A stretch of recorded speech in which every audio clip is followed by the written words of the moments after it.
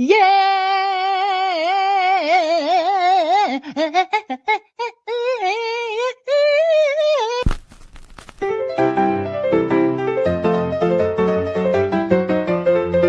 know what? I don't know what the is going on here anymore. Look, I have a dog.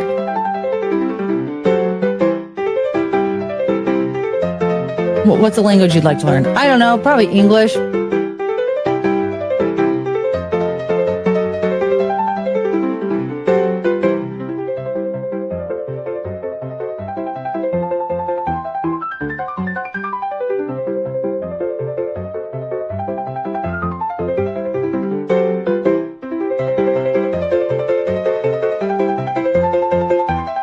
I don't know.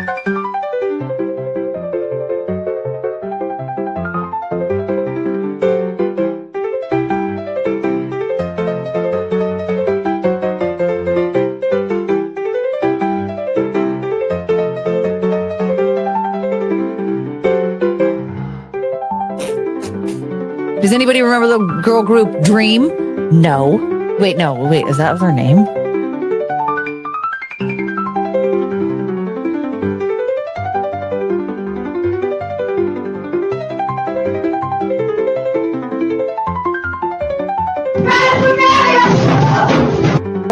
Forgettable. Running a country is very stressful. I was about to say special.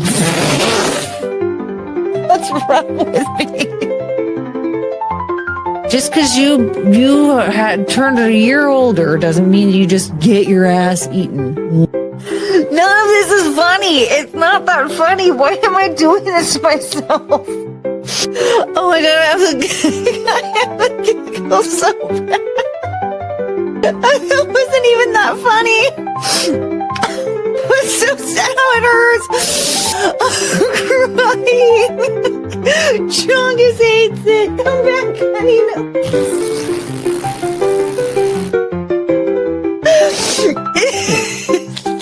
It was like silly or whatever. It wasn't that funny.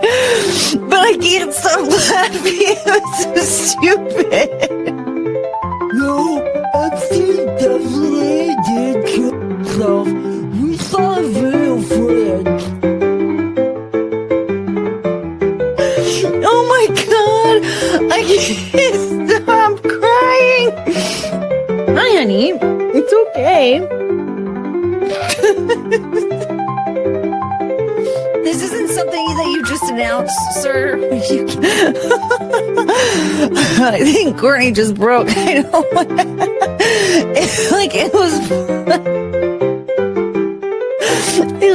It was funny. Oh, Chungus, what's wrong? Can someone please? I was gonna say, I don't know anymore. Oh, my fart cone. It just encourages retarded behavior. Oh, you guys. I don't think we need to watch some dude with a wine-stained mouth who brushes his hair with a balloon whine and cry about a man he hasn't spoken to in 10 years. It was fine. What was I doing again?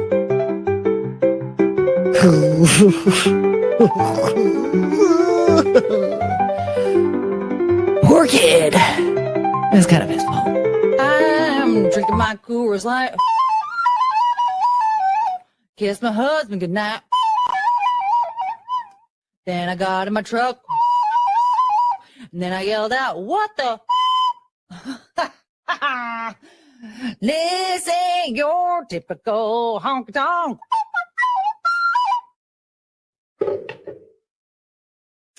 It's a really good song. A beep, beep, beep, beep, beep. This has been an Penelope Show. Do, do, do, do, do. We're do, no, no. Boop, boop, boop, boop. It's the Penelope Show. That's your song. Thank you. Beep, beep, beep, beep, beep. Do do do do do. Beep beepity beep. The Penelope Show. Oh.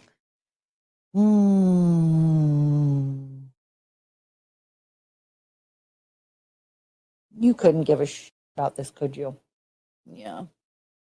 So what I've gathered from this is that I don't know what I'm talking about.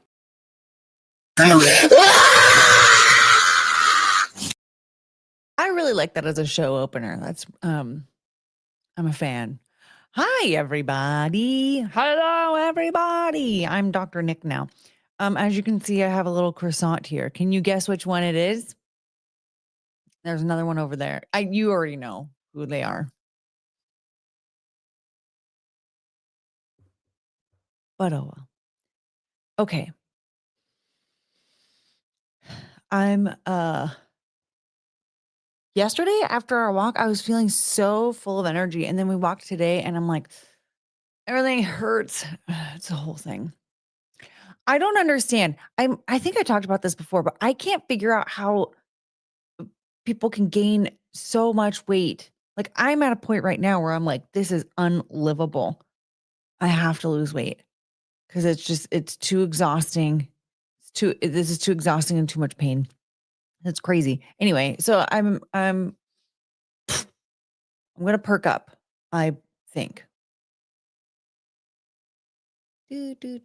Anyway, let's say hi. Courtney, Russ, hello. And Garvio, hello. And it's your birthday. We have to play the birthday song. Bree the Booker and Carrie R, hello. Scottish Ranger, yay. It looks like Scottish Ranger can show up when we stream a little bit earlier. And Ashley Lane, hello. And Andrew Thomas, hello. Genghis Khan, my goodness, hello. And Meg Guinevere, hello. Hi, everybody. And, oh, Lounge Singer. Oh, my goodness. Hi. My birthday's tomorrow. I turned 39. I was 39 once.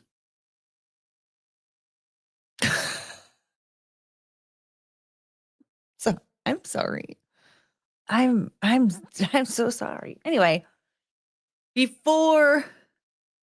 Oh, Colton's here. What's up, Colton?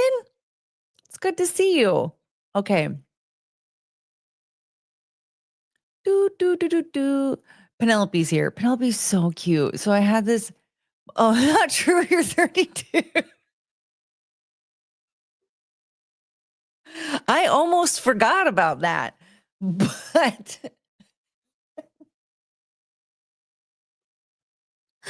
how does somebody mess that up so bad? I said that with so much confidence too. Like, I'm a 32-year-old woman. Wait, that was a while ago. Oh, all right. So before you guys, this is a problem. This shirt is like too tight. I can't live like this anymore. I don't even know if I'm gonna if I should eat any Thanksgiving food tomorrow. I think I'm just gonna make a bunch of stuff and then hide in my room. This is unacceptable. I have to starve myself until conditions improve. Let's start a new women's store chain called Forever 32. Yeah, where they all what will the clothes be? Like a bunch of onesies, a bunch of onesies. What was I mean, do I even have like a I don't even have like a style. I'm 40 years old and I still don't have like a style.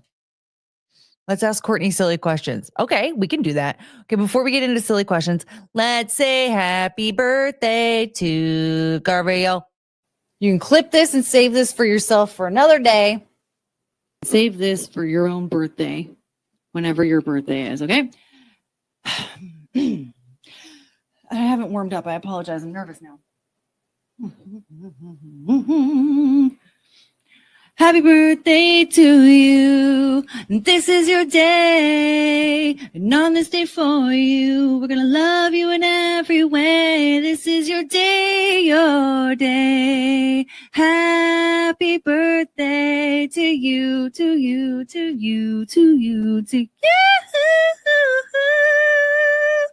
Happy birthday to you.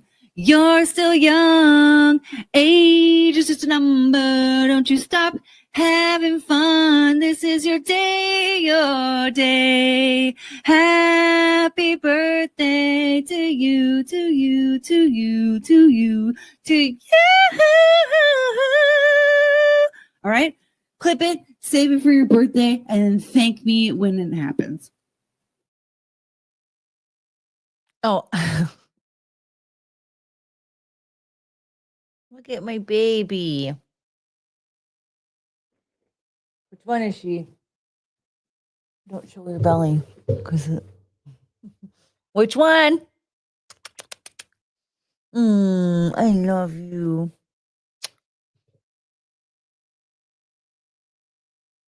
You can tell by the way that she looks in my direction. Oh, you're giving yourself away, ma'am. You're so cute. You're such a cute dog. Oh no, I just showed her butthole to the internet. You want to lay down? You can do that too.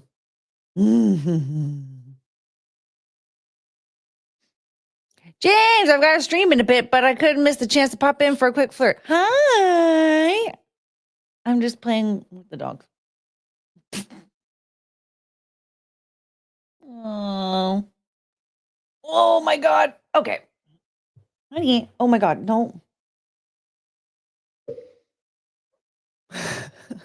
What is it? So I was like changing all my bedding and I had a blanket on my bed and I so I was taking everything off. I threw it on the floor, right? Well, and then Penelope turned the blanket into her own bed and I was like, okay, that's fine. She can do that. I don't really care. I'll just wash it another day or later or whatever. She wrapped herself up in the blanket and I was like all bummed. I was like, I want her to come and like snuggle with me. And I looked over at her. She was flat on her back like this. She's so cute. I love her. But she's actually in my room right now with that blanket. Choo-choo. I love you. She's supposed to say that for a spicy dream. Only dogs. I would be so upset if you started an only dogs.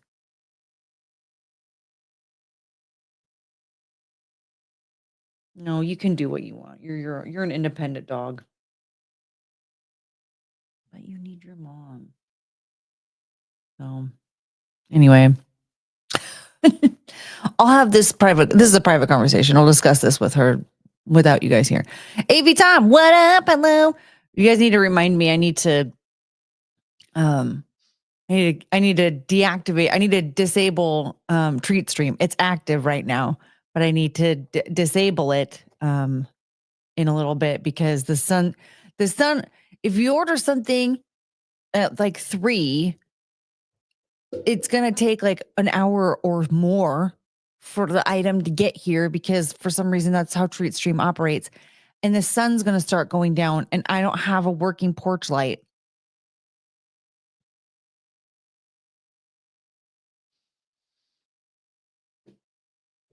South to West, what's up? Yeah, I'm wondering if I should start streaming a little bit earlier in the day just because a lot of people stream at nighttime, Maybe do like more, late morning, early afternoon. I usually walk them until about 11 though.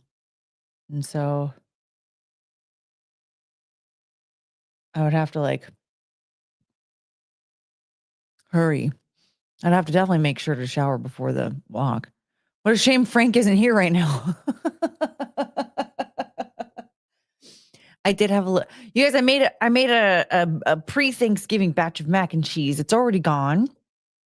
Well, no, it's not gone. There's still a little bit left. But I think the porch light thing is an excuse. We all know your neighborhood is infested with vampires. Don't tell them my secret. U-Haul, what up, U-Haul? What up? You look like you give warm hugs. You know what? I do. In fact, back in the day, when I was like in high school, I had many friends that would call me the bat cracker because I would squeeze. I would just, and they're like, "Wow, you just distressed most of my body. Who needs a chiropractor when you have a Courtney? Riddle me that." That explains the bat. Dude, I haven't heard him in a while. Also, can I just tell you something? I was thinking about this because lately it seems like birds are still like here. I'm like, how come I can't hear birds chirping? And there's this one tree on this corner over here. When I come up around it, when I'm walking Penelope and Cricket, there'll be a bunch of birds and they're like, ah, and they actually, one of my trees, it's really funny.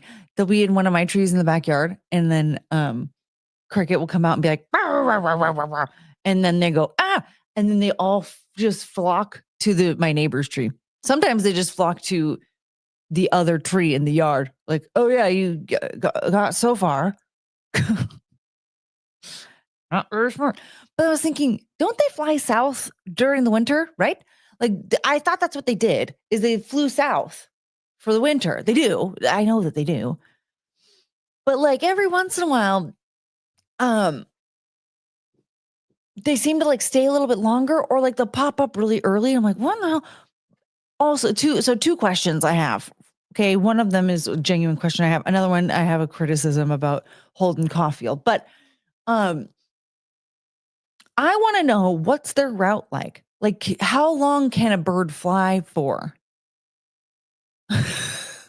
Like, is there anything specific, or am I overthinking this?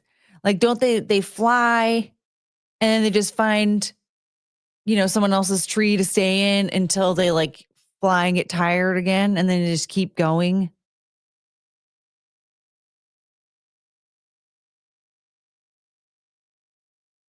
Like, do they have like certain like tree hotels that they stay in on their way down there? Is there any rhyme to the reason, or do they just, just like they fly south out of necessity? Like, oh shoot, it's getting a little too cold here. We're gonna go to a warmer climate. And they're like, oh shoot, this is also getting a little too cold. Now I have to go to an even warmer climate. Oh shoot, this is too cold. Like, they have to stop to refuel. So, it's like a road trip type thing. They use tree Airbnb. Okay, see, that's what I was thinking. Like, so they, like, before they leave, they have to like book their flight. They book their flight. They're flying private, but they have to book their flight and their Airbnb stay. Okay. Scooter Smith, what up? Hello.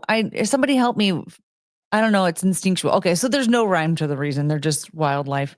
Backhand. Hi. Morgan. Hi. Do you guys have any insight to birds flying south? But here's the thing. This is my question about Holden Caulfield. So you guys know about Catcher in the Rye? Something stuck out to me in that book. So he gets kicked out of college. Now, I guess the answer to this question is, well, he failed out of college because he's dumb. And then, so there's probably that. Vengeance Demon, what up? Hello. But so he fails out of college. He goes back home and he's getting a taxi. He asks the driver, where do the ducks in Central Park go during the winter? And I was thinking about that today because I was like, oh, I think the birds left. I think they finally started flying south because they're not in that tree anymore. They're not in my tree at all, but they're not in that other tree either. And I was like, it's been a couple of days. So I'm like, maybe they started flying south after all. That's good. And I thought Holden Caulfield's an idiot because I learned in first grade, like probably kindergarten, first grade, something like that, that's what you do. That's what you do. That's what the birds do. They fly south. So wouldn't a duck, doesn't that what the duck does?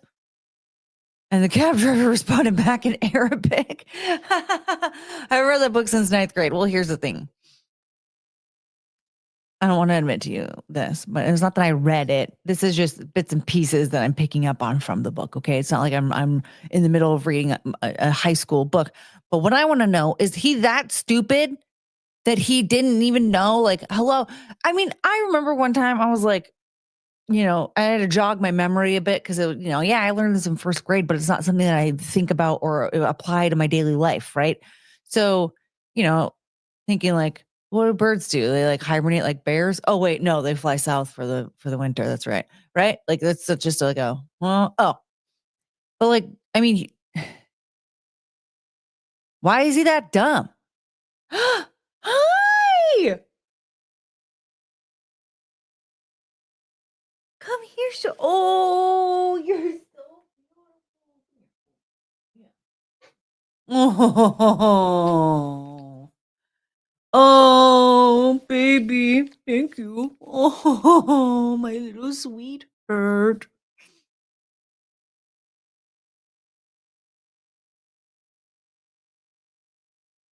You giving kisses? Please. Yeah, that's very nice. That's very cute. Did that startle you? You were sleeping? I know, but she was being nice to you. She was just giving kisses. Okay. Yes, everybody worship. Penelope is here, our great dictator. Courtney reads People magazine. I haven't read People magazine in almost 20 years. I thought so, but there are some that stick around. Um, Probably. I mean, there are like colder weather birds. We don't have any penguins out here, but there are some that can survive like the full winter. It's just not all of them. There was one year, by the way, guys, it was so bizarre. In January, it was snowing. Um, oh, my little girls.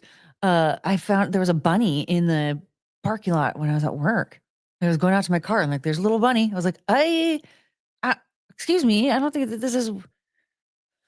I don't know, this is what like you're not. I don't think you're supposed to be here. I don't know what happened to that rabbit. It didn't move into my backyard. I don't know what happened to that one either. Rick, hello. Happy Thanksgiving. Hello. Oh, oh, oh, whoa. That was a nice jump. Where are you going? I love you. It's actually kind of funny how like sometimes I can manipulate Penelope into not leaving. I'll just be like, Penelope, I love you. And then she'll be like, huh? Oh, and then she'll come walking back over to me. Yeah, I love you so much. Are you snarfling? Do you need outside? Sniff, sniff, sniff. What do you smell? Do not. You better not. Sometimes when she snarvels around, I worry that she's trying to mark a territory. Where is she going? I don't know, but I'm so nervous right now that she's trying to pee inside like live on stream. Like that's like, don't do that in front of everybody, ma'am. Like we all know, everybody knows that you are untrainable, ungovernable. Okay. But like, that's just, we don't need everyone seeing that. There we go. Yeah, you can see the baby. I don't know what she was sniffing for. Get your hand ready to censor the urination. I know. I was like, oh my God, oh my God, oh my God, oh my God. What do I do? She heard you talking shit. Yeah, now she's scared. She doesn't want to. She's like, well, I can't be letting them like, I can't give her that satisfaction. Geese are jerks. Yeah, I'm terrified of geese. I am scared of them.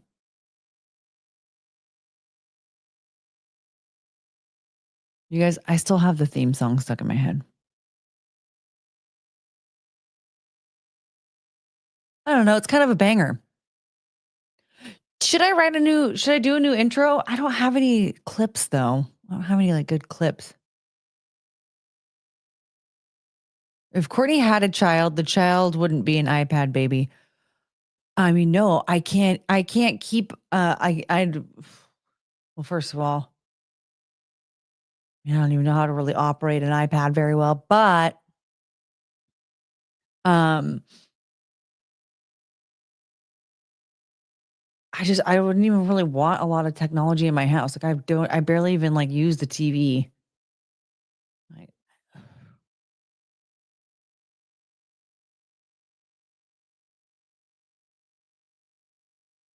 So sorry, I'm getting distracted. I'm sorry. But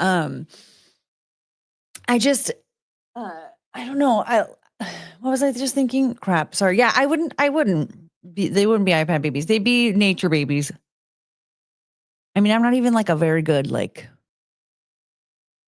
I'm not like a camper or anything either, but we would definitely be more like out in nature.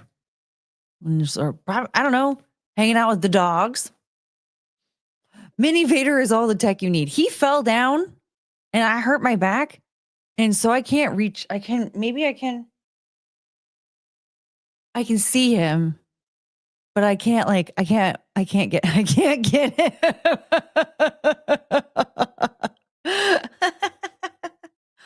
Oh man. Courtney, I clipped and retweeted your Crocodile Rock rendition. It definitely deserves to be in a new intro if you do one. Ooh, did you see the one when I was on Sibling Revelry? Paul did an intro. So Paul and Doug, they both do like Paul does intros and Doug does outros, and they do them every week. They do a new one. I don't know how anybody has time for that. But the intro that Paul did, he had a bunch of different clips going on, and then he was playing Crocodile Rock over it, and then like he would add me into the clip playing the accordion. It was really funny. It was really, really funny. Don't hurt yourself retrieving Vader. I'll get him in a little bit. I'm almost back to normal.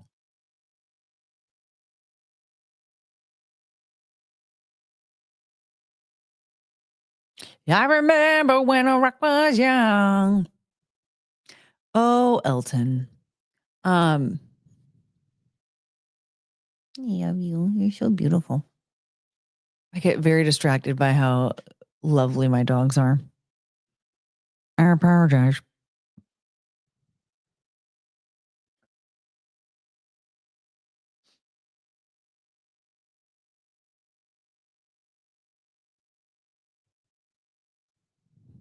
He can stay in timeout. He's gonna stay there until I work up the energy. You guys look at this. Okay, so check this out. You know, I've been known for fat shaming people before, but check this out. There might be a benefit to being obese. Hear me out.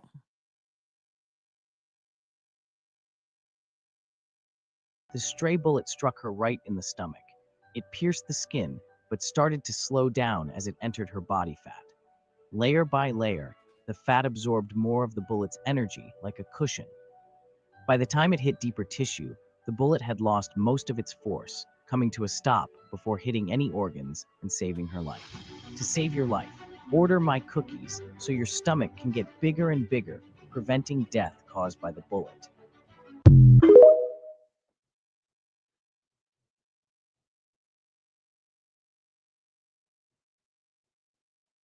I don't know. I think that might be a decent argument. Like, you can create your own bulletproof vest by getting fat. What if Charlie Kirk was 500 pounds? Maybe he would have enough neck fat to protect his jugular. Shit, we'll never be able to stop Tess.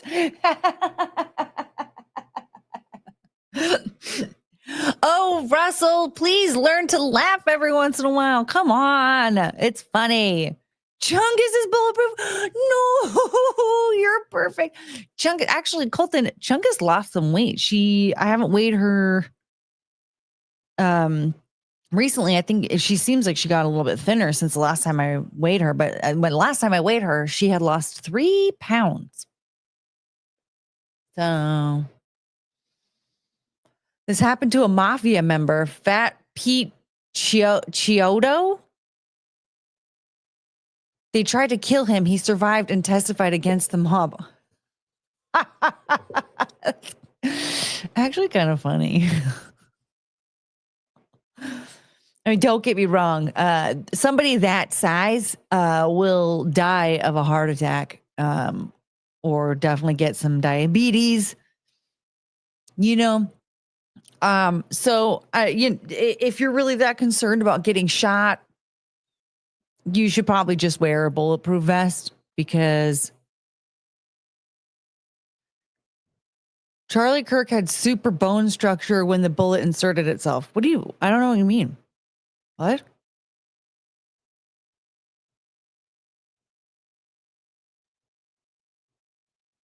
What?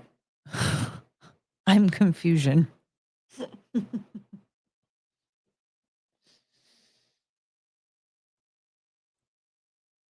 Oh.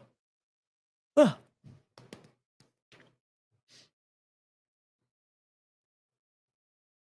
Okay, we're going to watch a wholesome video.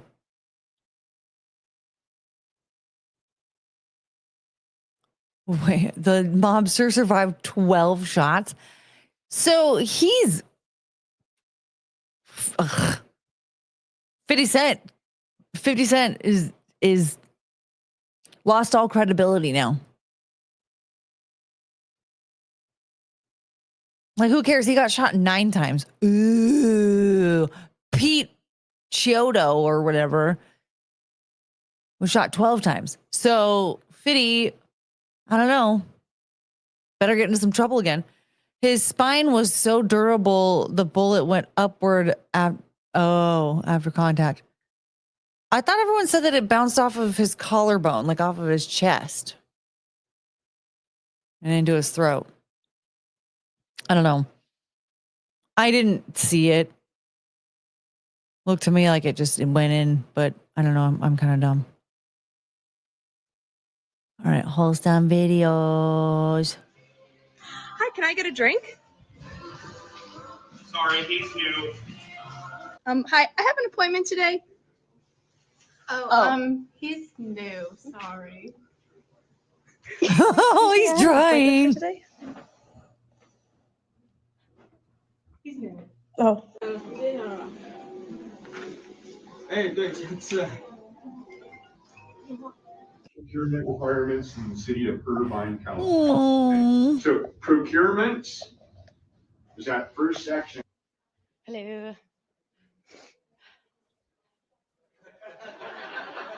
What do I do? Oh, I like this guy. He's very cute. Knuckles.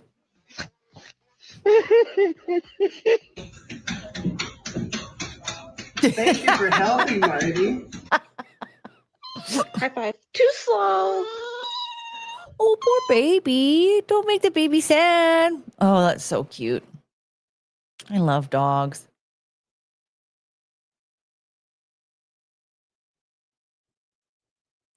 Hey, everybody. We got a red boy.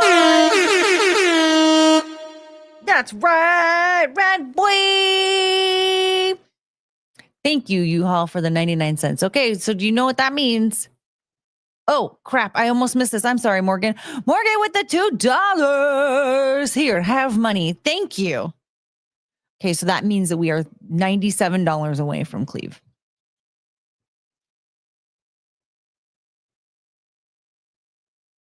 Super stickers count as no tax on tips. Yes.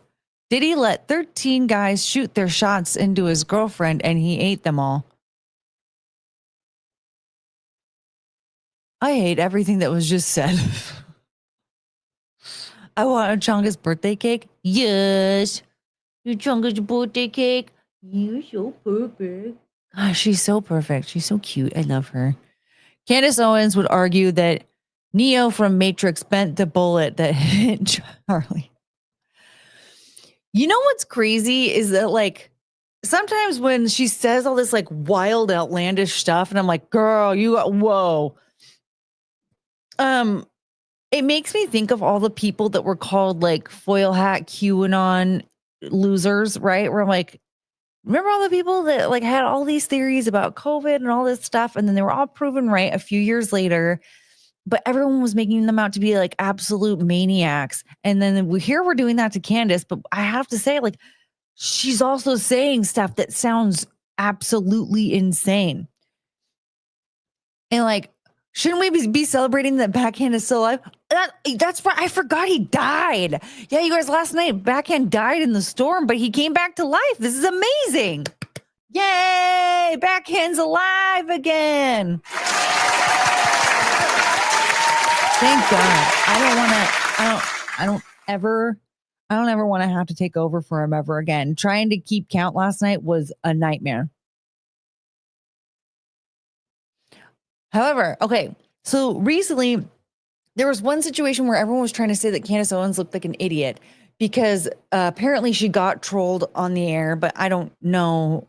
I don't know if it was a trolling though, or if it was like a successful one, because they were giving her all these tips about one of those Egyptian flights that, and saying that like it was connected to this building, and the building was the address to her, it was the address to her lawyer's office. But there's like so many other entities in that office. Like I used to work in an office where it was like we shared a space with like T-Mobile and a car insurance company and a restaurant. There was a gym and a locker room or wherever. There's a gym there. There was like, oh, what else was in there? There's like a bunch of stuff that like they weren't all hand in hand. There was even like a travel agency, one of those, which would not kayak, but like something along those lines. There's all those different types of companies. So it's like, well, yeah, just like if I'm researching something and somebody's saying that like, oh, let's say it is kayak.com that has the whatever. This thing was linked to kayak.com. Like, am I an idiot for not realizing that like I also like the building is, or for not mentioning that like that I'm also connected to that building somehow? Like that's just, I don't know. Like, I don't think that she didn't realize that that was her lawyer's office. I think that she researched where they said that it was connected to. You know what I mean? But then when she was saying that France put out a hit on her, I was like, okay, girl, take a nap. But then last night I was just finding out, I just heard that the White House confirmed it was true. Is this real? Because if that's the case, like, whoa.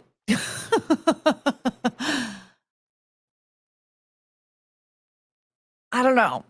So I'm going to have to figure out how to confirm that, because if that's the case, then like, I don't know. I think a lot of people will have to owe her an apology. I'm not saying that I like her. I still really hate the fact that she started Social Autopsy and put like real people in danger, like little kids, very innocent children that had nothing to do with anything in danger.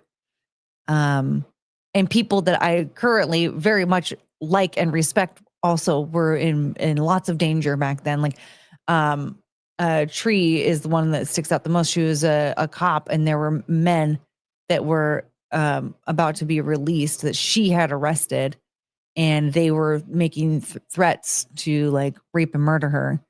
And Candace Owens made it very easy, much easier for them to find her when they got released. And like that is like shameful.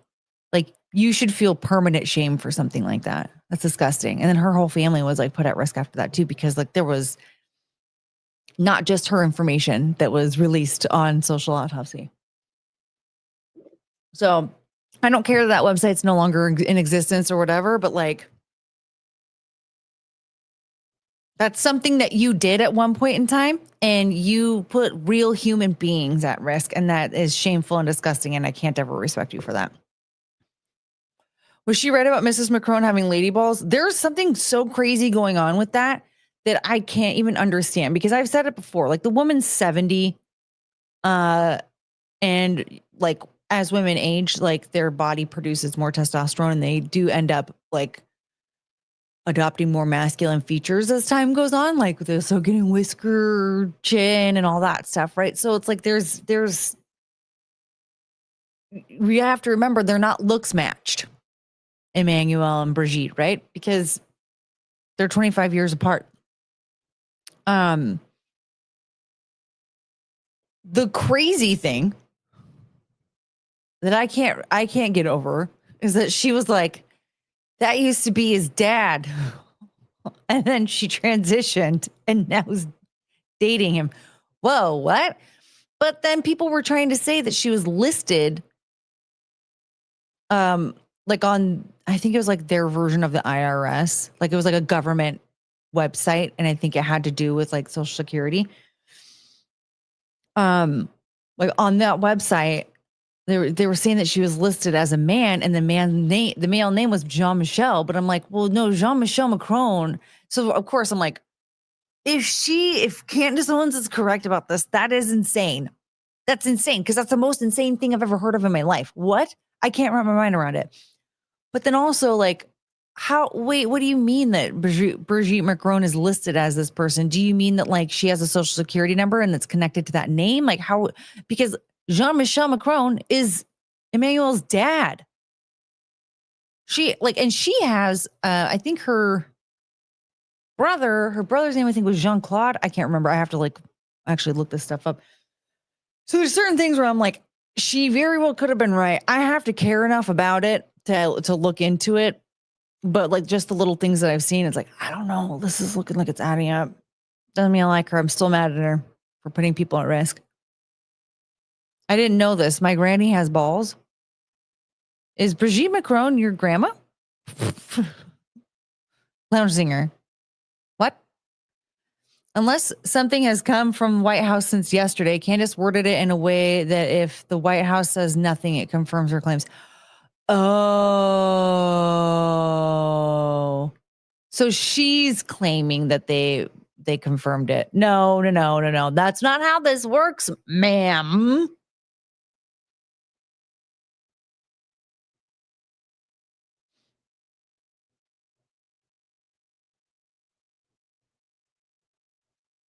You said all women have high. No, I did not say they have high testosterone. I never. No. Do not put words into my mouth. I never said that women have high testosterone. No. As we get older, our body will produce more testosterone. We never get to a level of male testosterone, though. It's just our bodies will produce like more. And so we kind of develop more like our bodies can become a little bit more masculine. You can still tell that we're women. Like we don't grow penis and balls. We don't get high testosterone. It's just that our hormones, believe it or not, I don't know if you knew this, sex ed might have failed you. Our bodies change over time and our hormone levels change as well.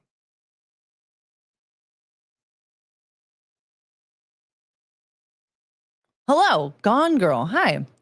Lauren, what is this going on? What kind of person refuses to support the same presidential candidate as the J6 riders? What? Why would anyone not want a president who was found guilty of felonies and found liable for sexual abuse? What?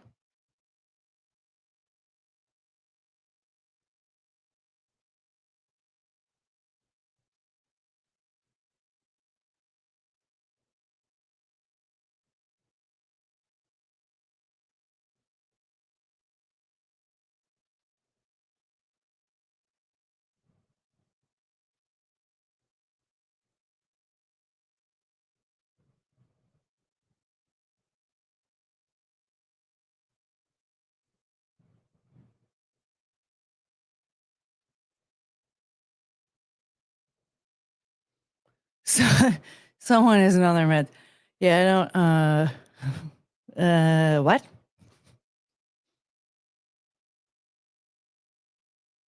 So we'll just have to do one of these for now, and then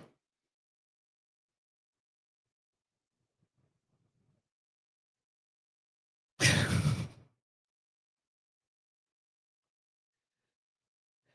can't even tell what you're trying to say, but do it on your own channel. All right.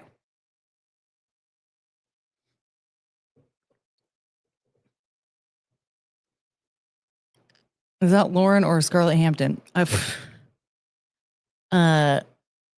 don't even think that's a rant that Scarlett would go on.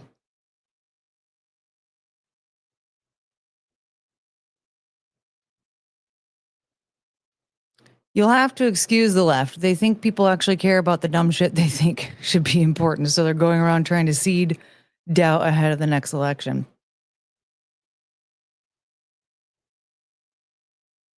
Was that the intent there? I'm not gonna lie, I couldn't even understand what the hell was going on. I would...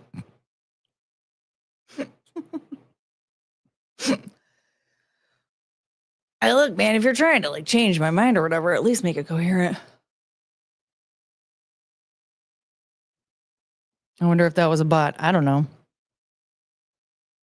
We'll just give her a chance to go to the doctor and get some meds or whatever. If she wants to come back and be weird still, then she can just be permanently let go. She went full back burger. They're doing it everywhere. The dumbasses think they're turning the tide. Oh. That's not going to change my mind. I'm one of those people who was forced to the right by weirdos like that. Like I don't ever want to be like that. So I'm gonna keep that at a distance.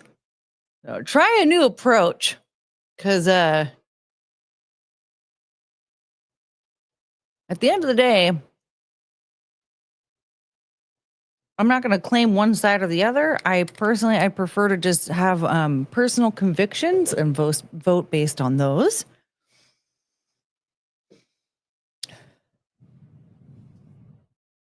And right now, I don't like what's happening to the left. It makes me really sad to see it, actually. Look at Penelope. What an angel. What you can't see is crickets in the corner over there. Thoughts on the DC National Guard shooting? Think both the officers are dead now. I didn't even know anything about that. Look, did you see the strong woman story? Are you talking about, I don't know. Maybe. Is it the strongest woman or whatever? And there was the black lady that came in second, and she was like, is this shit over now? And then walked off stage. I did see a clip of that.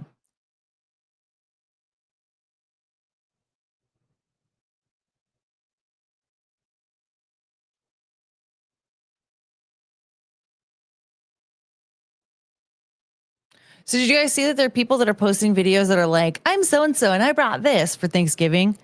I saw a couple of those swirling around. I saw this one and I needed to share because I almost barfed.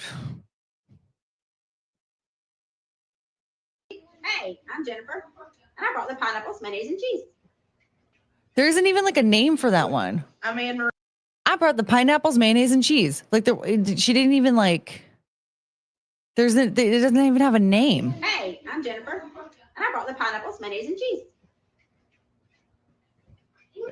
I'm Anne Marie, and I brought the butter beans and mayonnaise. Butter, beans, and mayonnaise. Butter. Oh my God. Hi, I'm Daryl, and I brought the sweet potato pie. And then there's Daryl. He brought sweet potato pie. Hello, this is Grandma Sharon. I brought the steamed broccoli. Here's the thing. I like Grandma Sharon. Okay. She's very cute and I want to hang out with her. I'm not sure if I want the broccoli because it's Thanksgiving. My name's Ashley, and I brought the drink. Cool. You brought Coca-Cola. Well, you brought off-brand Coca-Cola and Sprite. That's it? That's all you brought? Careful, she has balls. I don't know where you're getting this weird idea, lounge singer. So Daryl was the only one that brought anything. My name's Ashley, and I brought the drink. Okay. Hey, y'all. I'm Mama, and I'm hosting Thanksgiving this year. Let's go eat. Okay, Mama, I like you too. You are very warm and welcoming. I don't want to eat though. I'm scared. But also, like, what's the point in bringing like roughage? Okay, why do we need like vegetables and all that stuff on thing? It's one day. Broccoli is fine. Butter, beans, and mayonnaise is not fit for human consumption. The first two, 100%. get it out of here. The pineapples with mayonnaise and cheese, go away. Butter beans and mayonnaise, get it out of here. The broccoli I can accept. There's always somebody that has to bring some type of veggie dish. Usually it's a green bean casserole or something, that's like destroyed by like bacon and stuff like that. Steamed broccoli sucks. But what if it was made by Grandma Sharon? Hi, Saw. Hello. Brand Grandma Sharon. No one likes broccoli. The broccoli looks a little overcooked. I hate mushy food. Yeah, it needs to still be a little bit like al dente. Like it can't just be like fully smushy. Like it's not baby food. The first two women deserve jail time for their horrific offerings. And what's funny is that like I was looking in the comments and people were saying like, believe it or not, that pineapple thing is actually pretty good. I'm just going to tell you something. I'm even somebody who approves of pineapple on pizza, and I don't think I could eat that. I don't think I could eat it. But I just don't understand, like, why are we bringing like celery and vegetable dishes and all this stuff? Like there was one time my sister brought this cauliflower dish to Thanksgiving, but it was smothered in cheese and it was so good. Frank, broccoli sucks, but that McFlurry I sent you doesn't. Oh my God, Frank. Let's see. I gotta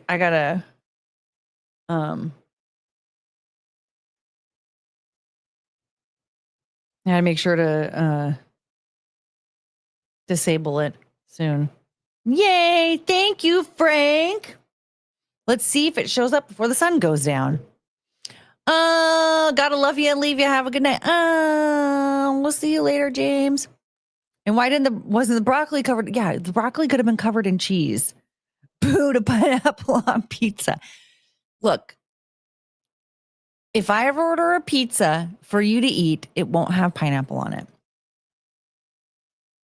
And here's the thing with the people that don't like pineapple on pizza. I get it. The concept of like fruit on pizza sounds disgusting. I can't think of another type of fruit that belongs on a pizza, that'll be okay on a pizza. Apple, no. Banana, no. Watermelon, no. Any type of melon, no. What's another? Peaches, no. Plums, no. Right? Like, I get it. But there's something about the flesh and the flavor of a pineapple that actually like mixes really well, especially if you have like a really spicy pizza. How about tomato? I was actually thinking about that. I was like, well, tomato is a different story because it's tomato. And it doesn't have a sweet flavor like the sweet fruits. But I don't really even like fresh tomatoes on pizza. It doesn't really seem to like click that well. Or honestly, like the texture and stuff, it just doesn't seem like. But I don't know. There's small chunks. It's really good with like soup with like jalapenos and stuff on it. People have cheese and pineapple on a stick. Technically, pineapple on pizza is similar, except the cheese is melted. They do? I wonder if she knows what the sauce is made of. Yeah, I know what pizza sauce is, doofus. Ay. I love that I have to like really spell it out as like, I'm talking about the toppings. Garlic is the best pizza topping. The garlic makes everything better. I don't know if I've had garlic. Well, wait, the best topping ever? Because like just a garlic pizza doesn't sound very good.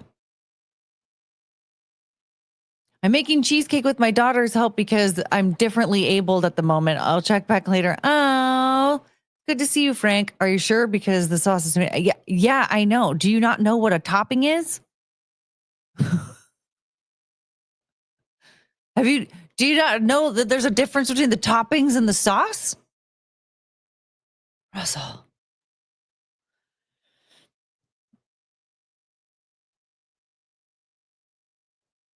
I love grilled pineapple on anything. Yeah, I'm going to tell you, like, if you do pineapple and jalapenos, it's just such a good combination on, like, pretty much anything. I hate fresh tomatoes. Goddamn bags of water that ruin sandwiches. Okay, I'm going to tell you something. I think I turned into a senior citizen. Apple and goat cheese on a pizza? Okay, well, this is what I want to know, actually. Hi.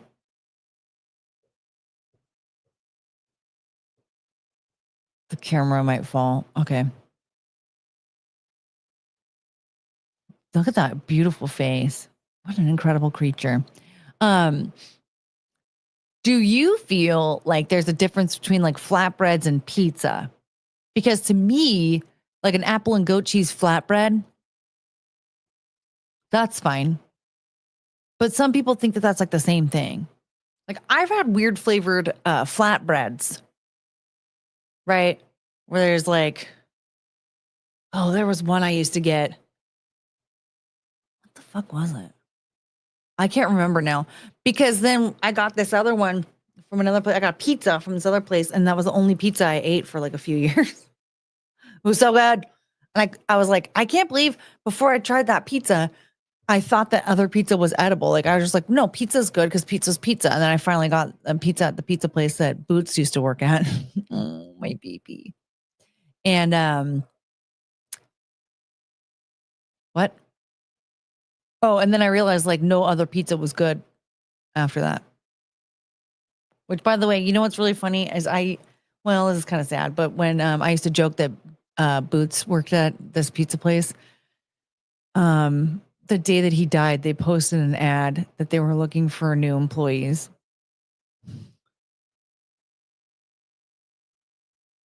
They knew. Like he actually worked there. Poor baby, I miss him. Jail time for Russell. Yeah, apple and goat cheese, that's like a flatbread thing, not a pizza thing. Like there's pizza, pepperoni pizza, right? Like pepperoni. Well, there's a lot of different types of pizza that I think are good. Cheese pizza, you know, just cheese pizza. I do like Hawaiian. I'm sorry. Supreme pizza, you know, like there's all sorts of, I've even had like a Philly cheesesteak pizza that was really good. But like with flatbreads, you don't do like a pepperoni flatbread. That sounds crazy.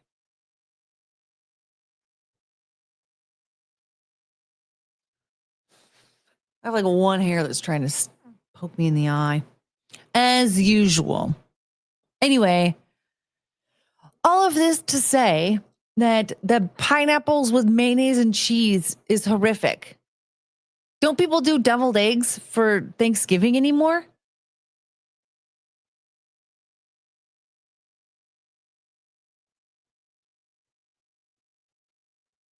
Isn't there usually like some type of crudité or something? There's like a bowl of olives. I don't really remember what all the snacks are. We have cheese and beans pizza in the UK. What is it with you people and beans? Vengeance Demon. I think we need to introduce you to a world that only has beans sometimes. Cheese and beans, you wrap that up in a tortilla. On a pizza? What's the sauce? It's not marinara. It can't be marinara. Oh, yeah, gherkins. What up, ass butt? Gherkins. Yes, deviled eggs. Yeah, gherkins. I remember like, so there's like gherkins and there's like there's always a bowl of black olives on the table. I don't know who the fuck would put that shit out. But it was there. I think it just magically appeared because it was Thanksgiving. It's all they have, damn it. I feel, Vengeance Demon.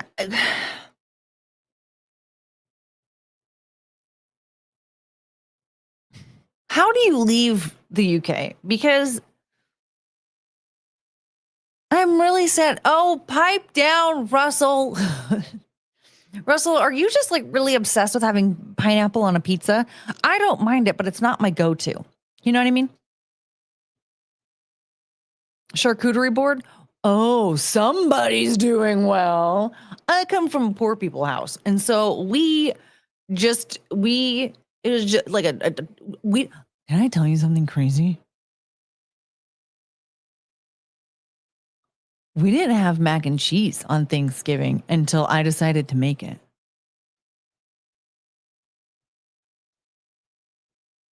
The first year that we had mac and cheese on Thanksgiving was 2021. Yeah. Huh. And now I'm going to make bacon mac and cheese because that is how it needs to be done. It was so much better with the bacon in it. So bacon mac and cheese. I don't know. I don't know. I want nothing to do with the charcuterie. The charcuterie board. I keep getting distracted. I apologize. Courtney, I see you're crazy and raise you. I have never had mac and cheese. Bro, the hell is going?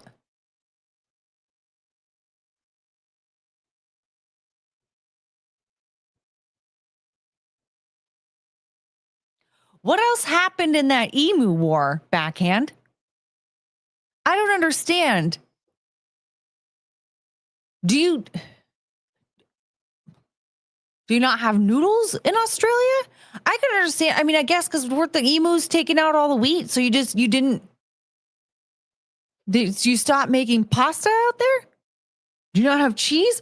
What is going on? Dude, Nina said something about in Mexico, like there isn't like they don't really have pies. Like she can't just like find a pie. And I was like, well, this explains why you're thin.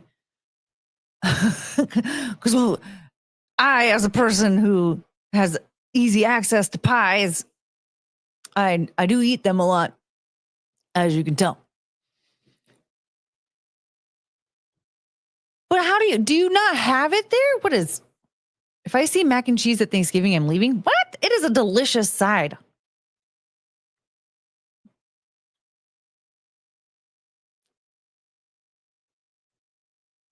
My mom makes a poor person charcuterie board. It's mainly just cheese and crackers. I love cheese and cracker. Cheese and wait, if I see mac and cheese at Thanksgiving, I'm leaving. So even if there's turkey and stuffing and mashed potatoes, cranberry sauce, all the other things, what's wrong with having mac and cheese on Thanksgiving? I love having mac and cheese on Thanksgiving, and I make a terrific mac and cheese. With bacon. I make a delicious mac and cheese, and so I'm definitely going to eat it. I'm going to make it tomorrow. I already made some. I found out they have Taco Bell in Mexico. What? That's amazing. I feel like mission accomplished. Hey, man, I just started this little taco place in America, and I want to introduce it to its country of origin or whatever, the food's country of origin. I think that's a beautiful story. It's weird because everybody here is like, that's not Mexican food. But hey, okay, wait, rewind. Where in Mexico? Because if we're talking like, if it's in the tourist spots, that makes sense because that's where all the Americans are. You know, the people with money.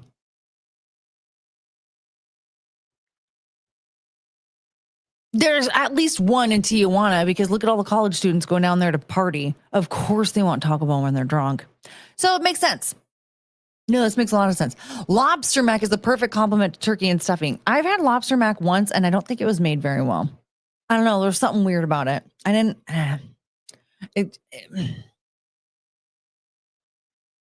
I'm a poor lobster. What's funny about lobster is that it used to be a poor person food. It was for the prisoners, and now it's for the rich people. And I don't know. I don't think I have the palate of a rich person.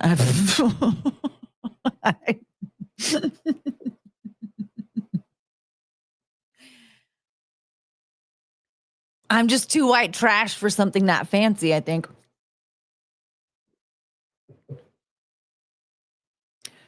Certain fancy tourist restaurants sometimes have pie by the slice in Mexico, but yeah, it's not really a thing there.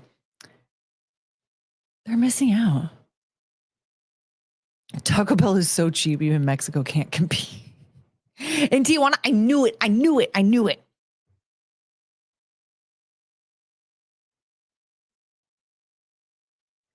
Oh no, lounge singer, no. In Australia, they do giant spider mac. That's what. No.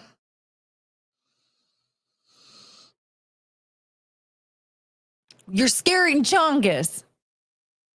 You want to say hi again? I love you. Hold on. Thank you. What a baby. They have big bags of pre-made mac and cheese at the Piggly Wiggly, $19.99. $19.99? How big was this bag?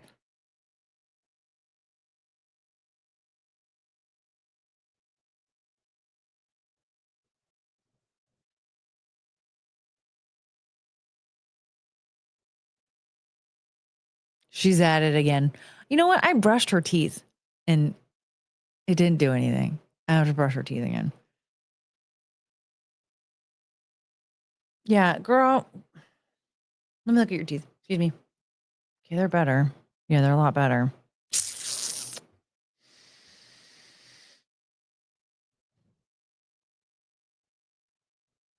All right, let's look at this fat pig.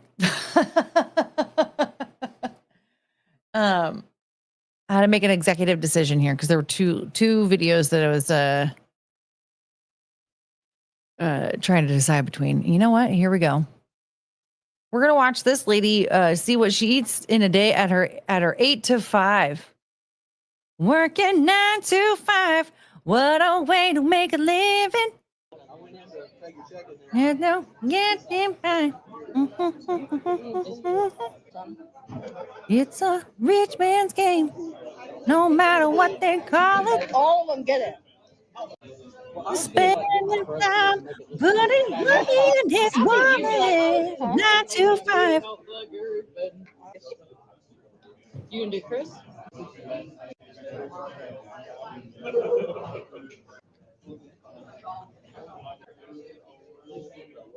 Wait, that there's more? Okay, wait. So what's this? It looks like there's like a piece of bread, like meatballs. That's a meatball. Is that sweet potato? And then Yukon Gold potatoes, some deviled eggs, or I guess one. I can hear her getting fatter. Carrots. What is this? Is that some sausages? Okay. What's the next thing though that pops up?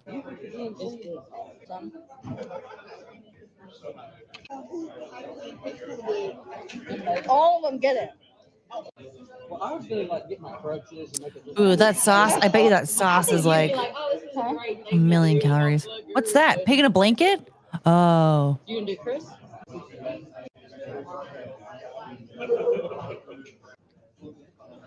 What the hell is this meal?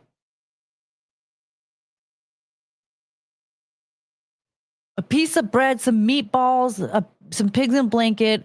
That might be mac and cheese, or maybe it is Yukon Gold potatoes. I don't really know, like a mashed potato. Some sweet potatoes. Some deviled eggs.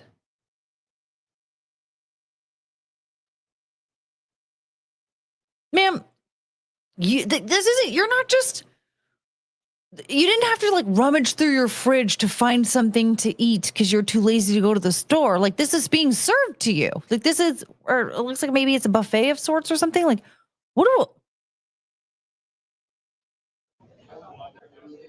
then what's this? What is that? Is that cake? I can't tell what this is. All I did was.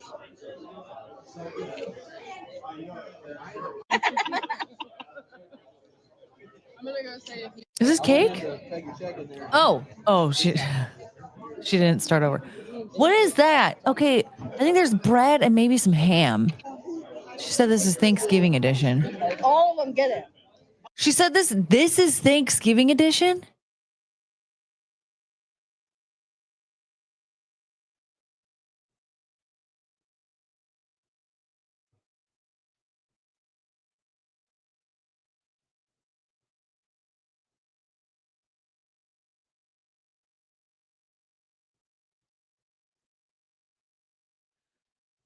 That just made me really sad.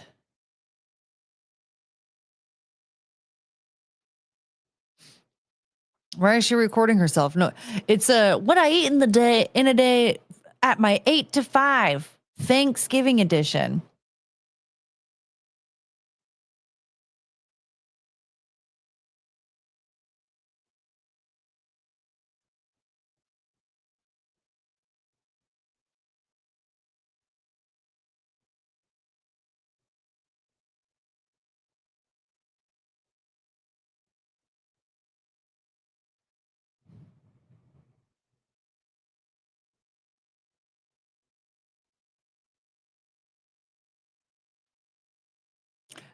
I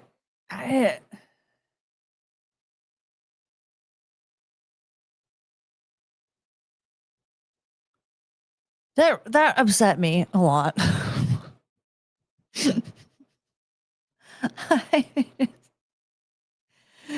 Oh no.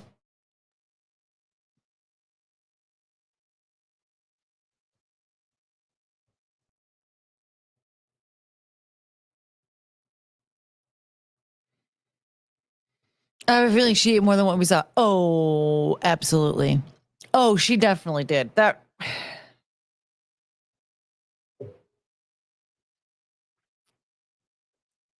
I'm extremely bothered.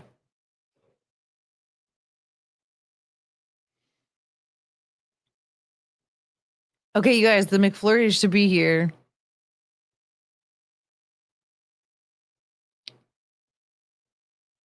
In about 15 to 30 minutes.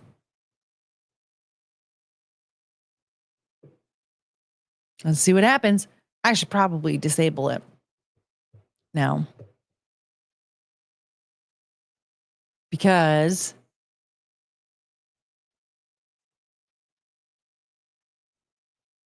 what are words? Because if the sun goes down, don't let the sun go down on me. If it goes down on me, my porch light doesn't work. Although I search myself, there's always someone else I see.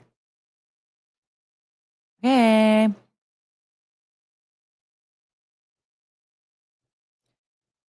I'm going to disable it, but I'm also going to make those cheeseburgers available again. Oh, the hot wings. Dude, and that Euro. Okay, I forgot about a lot of food that I had on here. Disabled treats indefinitely. Because I'm afraid of somebody dying in my driveway. It's like 3 p.m. there. Yeah. And the sun goes down at 4:30. And so if somebody orders something now, they're not even going to place the order on their end until like 4:30. And then it's going to take like another half hour or so for them to prepare the order and the person to get there. It always takes like 2 to 3 hours, right? So if somebody orders something now, then it's going to be pitch black outside by the time somebody gets here. And then guess what? Someone's going to die in my driveway. And then I'm going to be liable for it all for a McDonald's cheeseburger. Oh, I do really like those though. You can tell. Look how tight these sleeves are. This is not acceptable. I got a Courtney, please. Well, if the sun goes down on me, do you have a new porch light or is it still daytime there? What? It's daytime right here. Yeah, it's 3:15.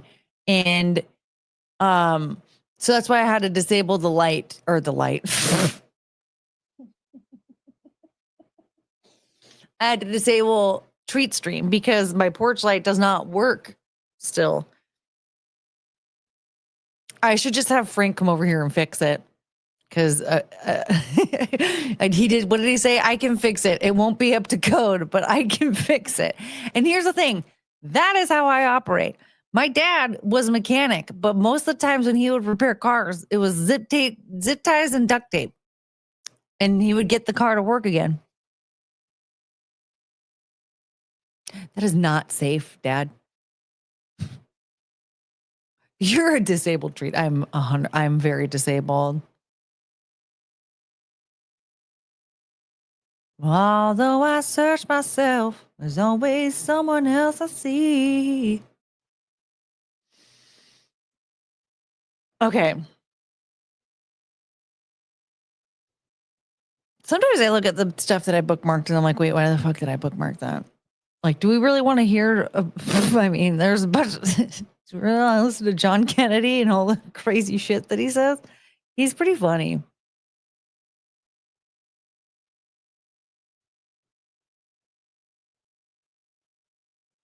I'm looking to see if there's somebody else that we can fat shame, but I don't think I saved anything else. We could just look up Tess Holliday's TikTok though. My dad can fix it. He's an electrician. Well, when I had a professional come over though, they were like, I don't know. But give me $2,000 for that electrical socket. And then there's some other work that needs to be done, and that's gonna be another $6,000. And then maybe I can figure out that porch light. No, no Tess Holiday. But isn't it fun? I don't know. I feel like it's a lot of fun. We can watch that interview again. I mean, Tampon Hall did copyright claim me, but whatever. Look at Penelope.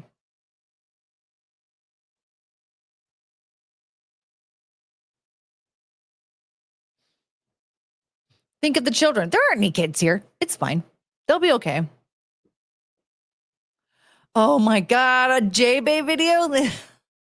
You know what's funny is that like Tess Holiday is extremely insufferable, right? She's probably like one of the worst things to make it into the public eye. I didn't know that there was worse out there. And J-Bay, I'm black and brown, they shoot us. Oh my God, should we watch that again? It's just so fun. I'm black and brown, they shoot us down. I'm black and brown, they shoot us down. My favorite part still is when they had that guy in the white jacket come out and was like, hey, did you need something? And she was like, I'm having a mental health crisis. And he was like, okay, yeah, she's clear.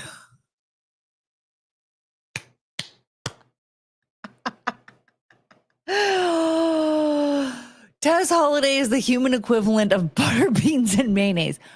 Oh, well, then you know what J-Bay is?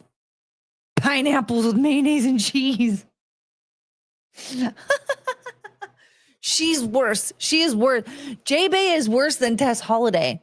I think we need to play something by J-Bay because I think that Russell Hall doesn't know what a J-Bay is. And I think we need to introduce him to J-Bay so he can actually be a little bit more appreciative when Tess Holiday is around. Like he can at least be like, well, at least it's not J-Bay.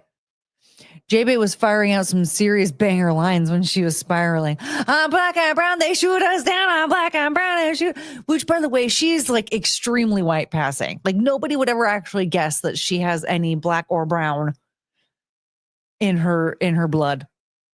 She's very white passing. Remember when she was trying to get the cop to dial the phone for her? Man. Rhinoceros, what up? Service trades are criminally overpriced. I have an HVAC buddy that'll charge $2,000 to literally blow the dust off of a sensor. Jeez. See, and that's the thing is like, that's why it's really important to at least know how to do certain things on your own and like to be able to like inspect things yourself and to like navigate that kind of stuff, because you should be able to look and see like, oh, here's a sensor. Maybe I just need to like clean it off. Because you should be able to, you should save that $2,000 needs to go towards when you actually need to get the professional out. Because that's going to be way more than just $2,000. And it's actually kind of a shame that we're not teaching young people to be more independent and understand those things. Because even like when I was like 18, 19, I already started to develop this mindset of like, even though I was making like $7 an hour, but I was still like, yeah, whatever. I have a job now. I can just hurl money at it. If I need to do something or I need something taken care of, like, I can just pay someone to do it. Even if it like takes me a while to save up the money, I have a job, so I can just pay somebody to do it. And I think that in a lot of cases, that's like a really bad habit to have. Cause like, I don't know, even sometimes if I have to go to like the auto parts store and I'm like, hey, can you like run the codes or whatever? It's still kind of a pain in the ass for me. This was in the days before OnlyFans. Yeah. Yeah. When I was 18, 19. Yeah. That was a way before OnlyFans. Like dinosaurs were still roaming the earth back then. Wait, I'm only 32.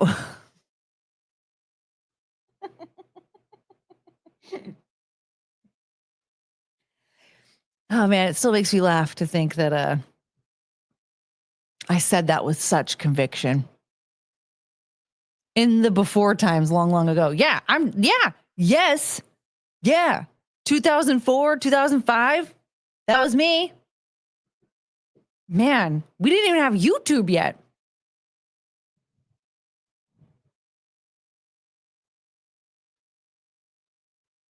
All we had was MySpace. Yeah. Did anyone ever put Tom in their top 8 on MySpace? So glad to have grown up pre-internet. Oh, same. I even have some, I feel like I even posted some dumb stuff on the internet, even though I was already kind of old by the time it came out, but still. I'm glad social media did not exist when I was in high school. Or cell phones. Cell phones like barely existed. You were so good looking back then. Oh, Morgan, no. No, I wasn't. It was bad. It was rough. Who? Tom. You don't remember Tom? You know Tom. Tom. He was the owner of MySpace. He was the founder of MySpace. The creator of MySpace. Yeah. And he was your first friend. He was everybody's first friend on MySpace. Did you not use Russell? How old are you?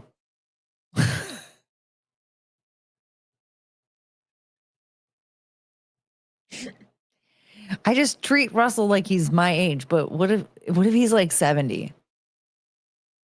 Or what if he's like 14?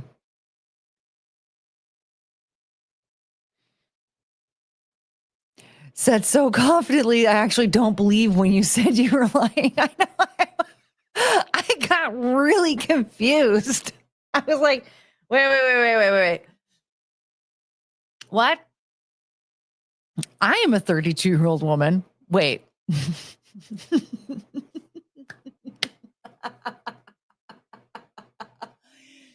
Man, who knew that the most interesting thing to be discussed when we were talking about a woman getting divorced from a human to marry ChatGPT?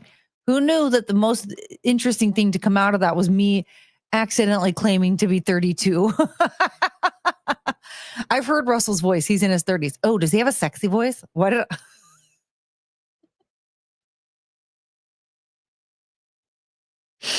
I don't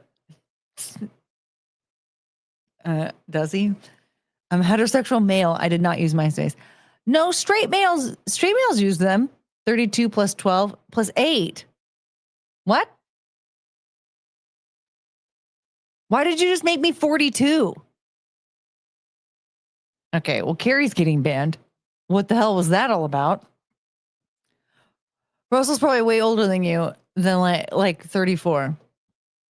Wait, Carrie, did you say 32 plus 12? Like Russell is 32 plus 12? Or are you saying that I am? Because if I am, then you're getting banned. Oh, I said I'm 32. But okay. Never mind. You're not banned.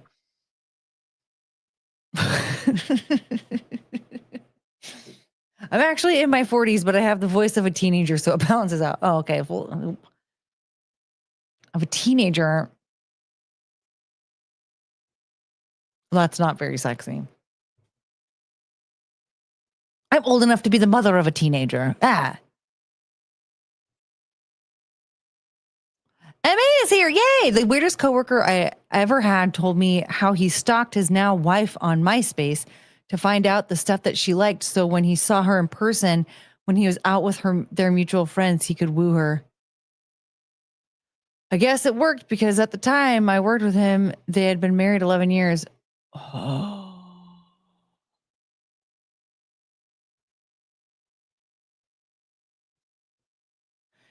You know, it's funny because like back in the early days of social media, I like rarely used it because like I didn't have like I'm up until I had a smartphone, like I didn't have like ways of using it, so I didn't really care. Like I had friends that would be like, use my computer and like start a profile, but then like I couldn't like upkeep it or whatever. And I heard that people would do weird things like that, like when you could check in places on Facebook and then like people would randomly show up. They'd be like, oh, I'm like, oh no, I didn't know that people took that as like an invitation, right? But yeah, I heard of people doing that and they'd be like, yeah, so if I ever like checked in, if I ever wanted, after a while, like I just decided, like one girl was saying like some guy who kept showing up to places that she was at when she would check in on Facebook. So she was like, if I ever wanted to go somewhere and hang out and like check in on Facebook, I would do it like when I was leaving. And then, so if they did show up, like, you know, I wouldn't be there anymore. But I heard about people doing weird stuff like that. Like, oh, I'm gonna like stalk your, you know, Facebook or your MySpace or whatever and see all the things that you're into. And so then like I could use that as a way to like get to know you or whatever. And I feel like a lot of people that did like there were people that did that, but because it was so uncommon and like social media was so new, it was easy to get away with it. Now I feel like that's just like all people ever do is like, I actually, for a while there, when I was back in like 2013, 2014, I was like dating around a lot. And I found it to be insane when people would talk about like, yeah, stalk this guy's social media. I was like, no, I don't want to. I mean, whatever. It's stuff that he posts on the internet. So like, you're going to figure it out at some point or another, whatever. Right. Like, okay, like you're not like doing like Freedom of Information Act shit and like trying to get like personal records out there. Although I would say if you want to look up like criminal records, that's good. You know, it's good to know if he's a murderer or not. But I don't know. I find that to be so strange. Like I have to look up all the old stuff on your social media. Like I actually, after a while of like using, especially Instagram, I would go through and I would start deleting old stuff because I'm like, what if they go through and start looking at my old pictures that I forgot about? I don't like that. So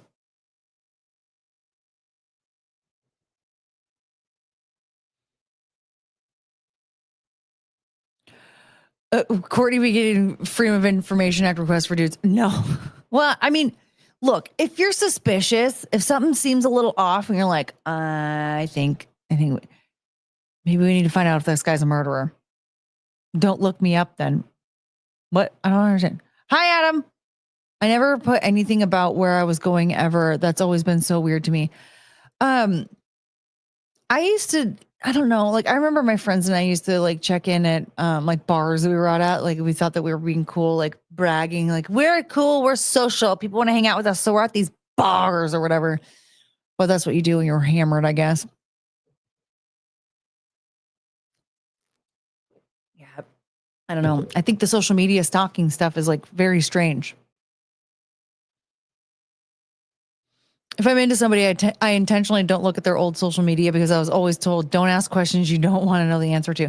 Right. Well, like, okay. So does he have like a bunch of pictures of like his old girlfriend on there? I don't want to see that, first of all. And like anything that I might be able to find out on there that I'm actually interested about, why can't I just ask him?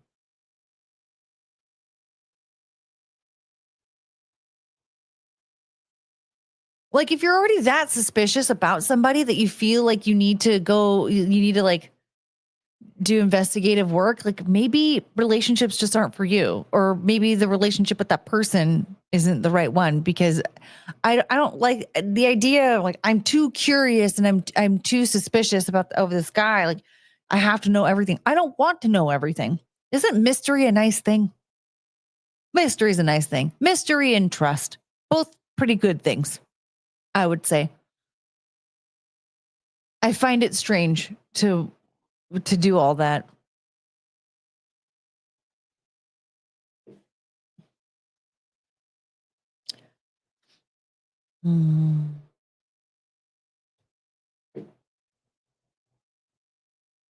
It's also fucking weird when you finally do go out and you're doing the small talk, getting to know each other thing, and they already know the answers to everything. Yeah. Yeah. And I'm like not a very good liar. I'm not good at like hiding stuff. So being like, do you have any siblings?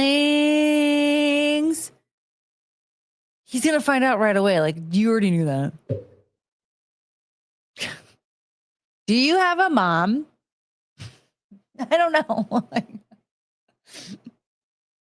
Mysterious Trust sounds like a love song. Ooh. Are we going to write a song today, guys? I don't think I could write Mysterious Love for you. Not right now anyway. It's not coming to me. But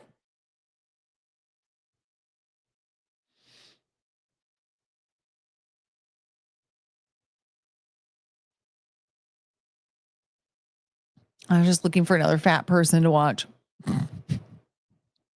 So since Russell Hall and his teenage boy voice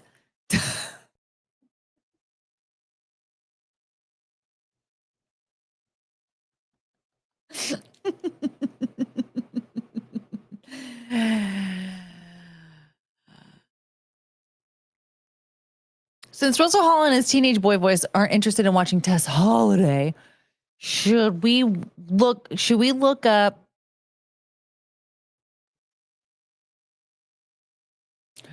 another fat person on Instagram? I don't want to stalk my future boyfriend, but I do want to stalk one of these fat influencers. See what they're up to. Phil Collins with the cameo from Prodigy.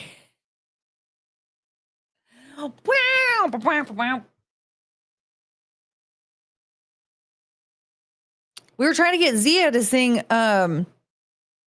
Firestarter last night, and she's saying it kind of wrong.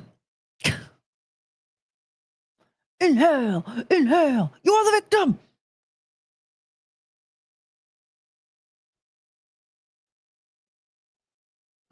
That lady's racist, but those are the only lyrics that I have. And that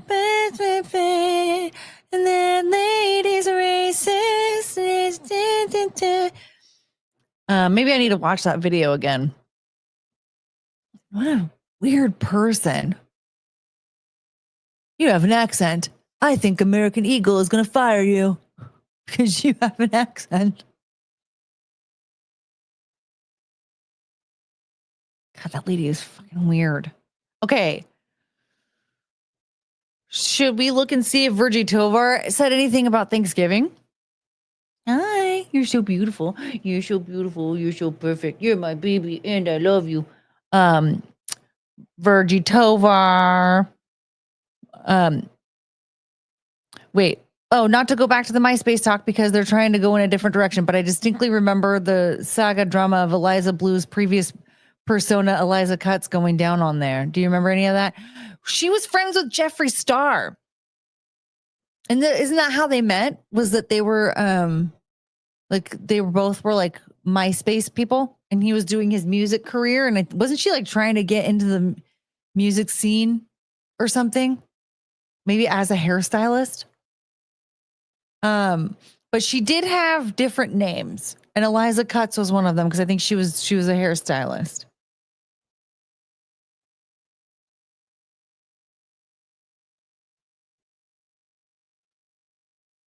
She was accusing people of the same kind of thing. I think one of the MCR guys.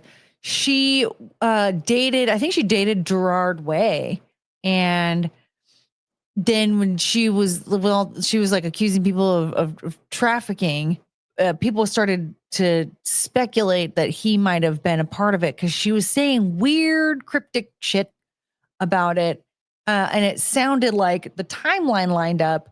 of her date when she was dating Gerard Way. And she kept saying like she had a boyfriend, he was a musician, and he was like selling her to his friends.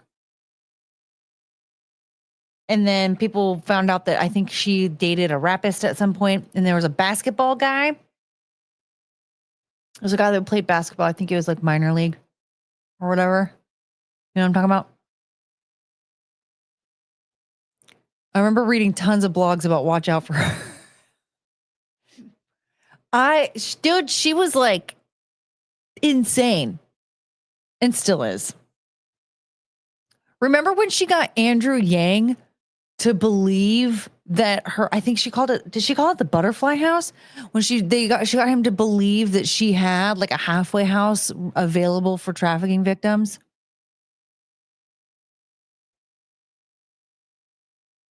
Anyone remember that? And he was like tweeting at her about this halfway house that she had for trafficking victims. And then she was like, later when Shane Cashman was interviewing her, she was like, it was just a couple of beds on a floor.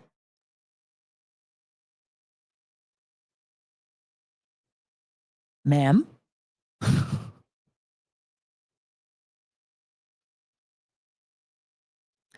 Yeah, it was just a farm that her Illinois state government employee dad owned that she was staying at and scamming money for. Yeah, it's so crazy. That whole thing was so crazy. And what was Shane Cashman doing?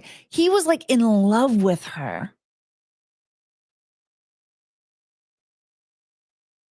That part was, do you guys remember the episode of Tim Pool of Rimcast when she was on there and they were both talking to each other and you could see their chairs like,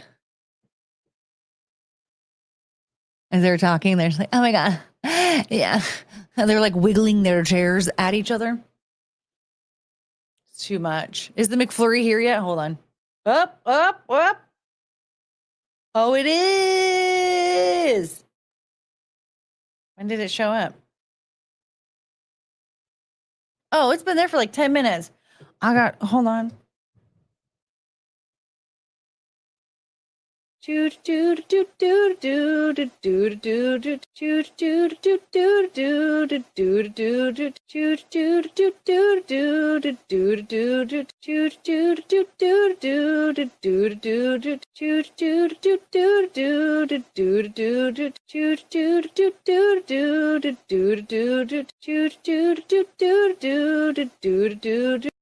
I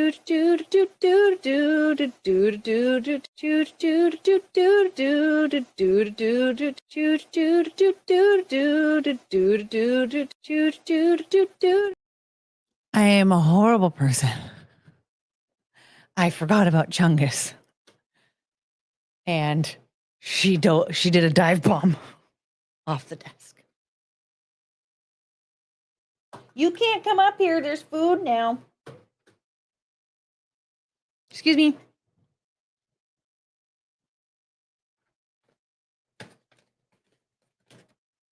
Whoa, I heard a lot of fucked up stuff about her antics online too. Like she was allegedly a recruiter for traffickers. You know what's really funny about her whole trafficking story? First of all, it changed nonstop, right? Because one of the things that she was trying to say was that like one of her boyfriends was like selling her to her friends and they were like in the music industry or whatever. And then another time she said that the way that she was being trafficked was that she had pictures of herself that were like sexy, right? They weren't like OF or anything like that, but they were like thirst trappy type, lewdy type pictures or whatever. And they were being used on sites like Backpage. And that was how she was trafficked.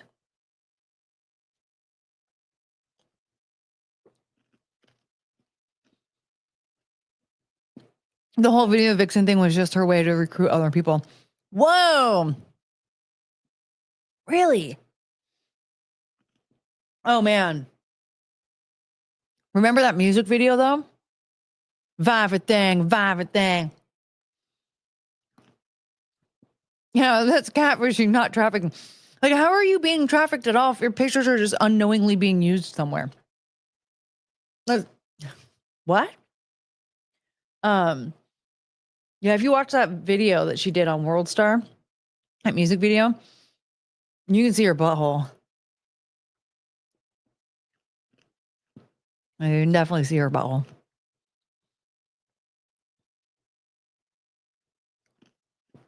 Like she's twerking and her legs were like super spread out. And she's just twerking like crazy in a little tiny thong that barely covers anything. Yeah, Russell. If you look up the Eliza Blue Vibrant Thing video,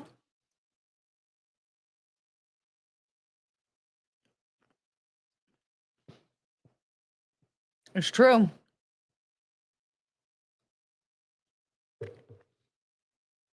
Yeah, Eliza Blue. Whose butthole did you think I was talking about? I didn't say it was mine.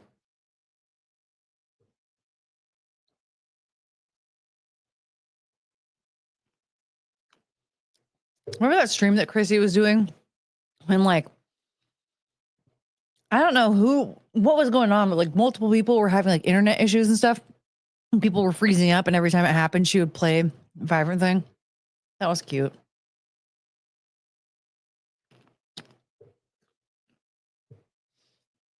I might need to look at that video later for research purposes. What up, Spike? Yeah, let's go brain freeze. Yeah, Frank sent me a McFlurry. I had to disable the treat stream though because it's already getting dark out. I wasn't sure. I'm disappointed now. Well,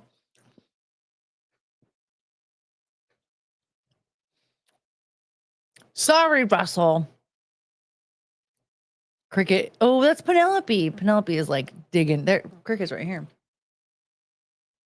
Cricket's being smart. Hi, Penelope. Oh, Penelope's like yanking at my pants. She's trying to get up on my lap. I love my babies.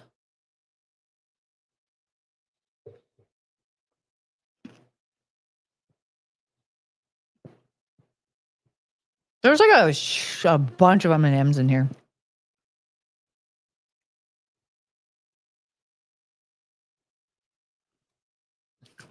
It's a nothing back burger.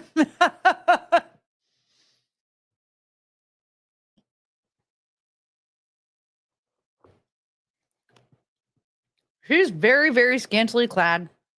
There's a lot going on there. Man, you know how much hotter she'd be if she grew out her hair and like took some beta blockers? Hi, Penelope. Do you want to say hi? You can say hi, but you can't come. You can't like stay up here. This is not Penelope, but Cricket's here. I love you. I love you.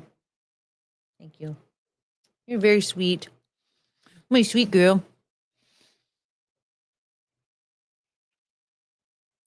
Hi, Chonga. Hi, Penelope. Sometimes they get a little annoying when it comes to food.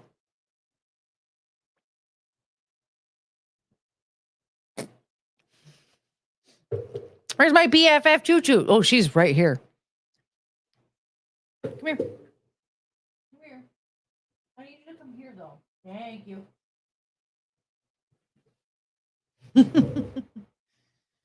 You're a good girl. You're my baby.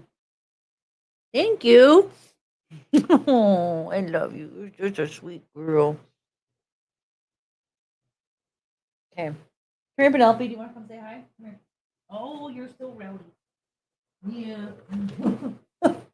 And here's the queen, Penelope. I love you. Ah, ah.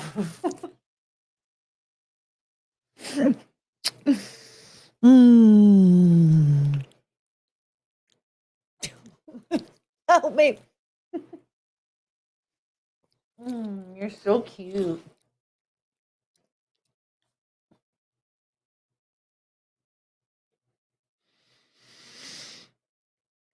I am both in love with and scared of that dog.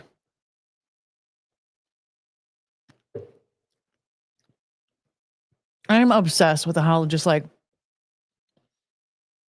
ungovernable that thing is.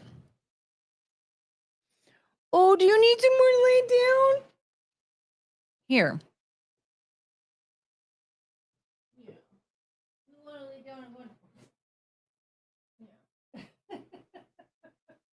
Here, you want that one? You can have that one. What?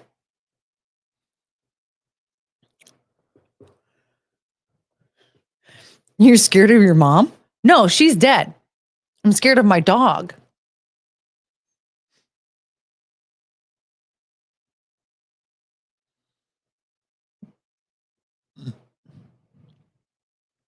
Penelope is Courtney's mother. Backpage is out on the dark web because it is. I don't want to find out. No, I think it started off as literally like the back page of some newspaper publication and then became a website. Just like an escort service. Yeah, like a classified's website. I think it got the name back page because it was literally the back page of like certain, I don't know if it was like naughty magazines. I didn't even hear about, I heard about Backpage the first time when I was in beauty school. And there was this girl there that like, I was very off and on. Like sometimes she was likable and sometimes she was like the worst. But there always seemed to be something a little off with her and like the dudes that she hung out with and stuff. And then somebody one day was like, she's like on Backpage. And I was like, what? What is that? It ruined the internet because they were rampant with prostitution and the owners knew about it. And then the government had to intervene and they made Fosta Sesta. I don't know what Fosta Sesta are. But, I mean, that makes sense. Like, the services on Backpage are not, I mean, it's not like legal.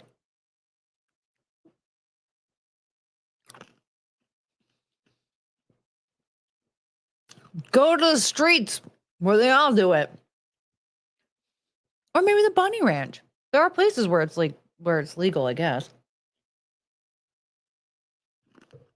That's why the greatest literature on the internet ever, the personal section of Craigslist, does not exist anymore. Oh, dang it.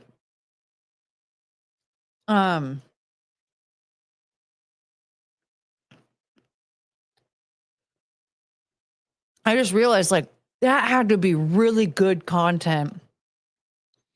Reading personal ads. Oh my God. Is there anything out there that exists like that now? W seeking M. Because that would be fun to do. Reading personal ads. Holy moly. If anyone knows how to dig that stuff up, maybe I just need to Google personal ads. There's still the community tab, which has missed connections, but it's not the same.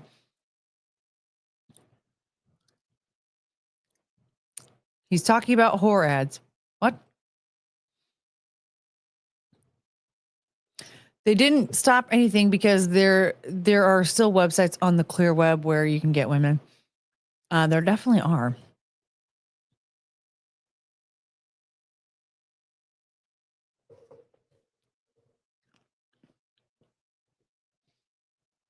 There's hookup stuff on Reddit. Okay. That might be fun. Maybe I can find like old school ads. I wonder if like that would be, I wonder if you'd be able to find anything like that. Like the super old school ones that were like in the print ads back in the day.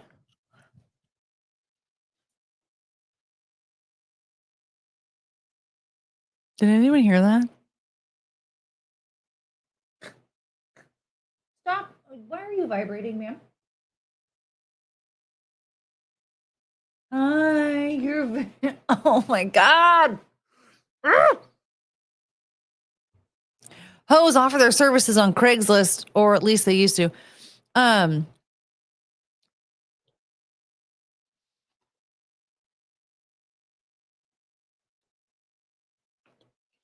think I have to go put this away.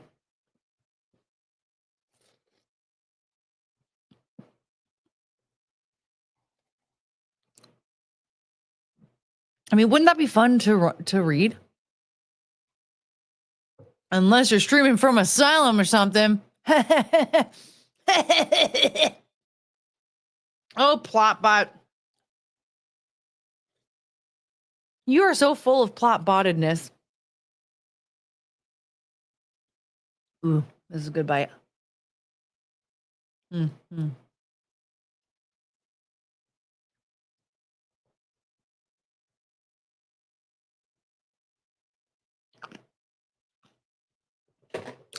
BRB, I'm going to put this away.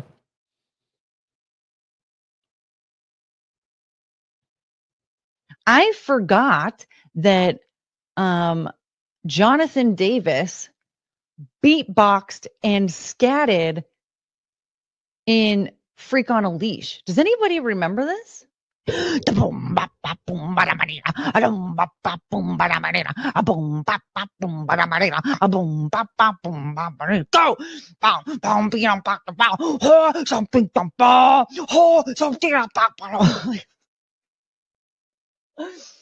guy became a millionaire from that, by the way. Here I am doing that for free, and homie was getting millions of dollars to do that on stage every night.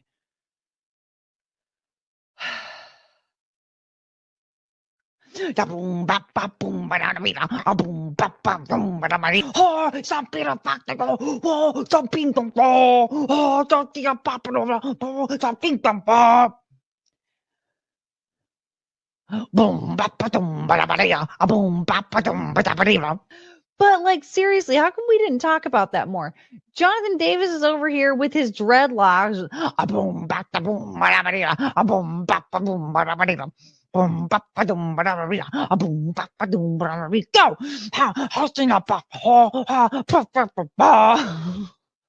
And we just accepted it.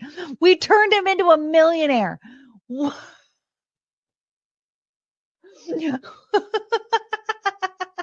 What? We did that. We were like, this is perfect. Thank you, Jonathan Davis. I mean, for crying out loud, nowadays he would have been protested and harassed, I think, for the cultural appropriation. Corn Prodigy mashup, please. Go!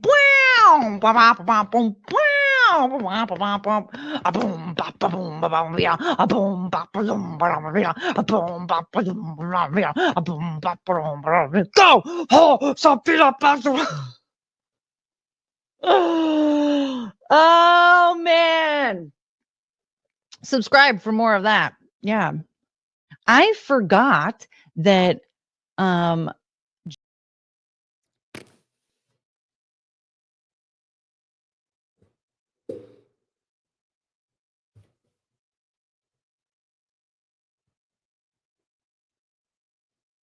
oh, Penelope.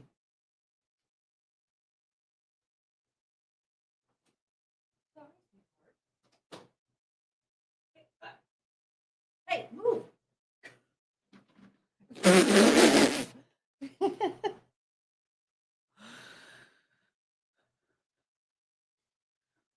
Come here. Come here. Choo-choo, come here. Come here. Stop. No. No. No.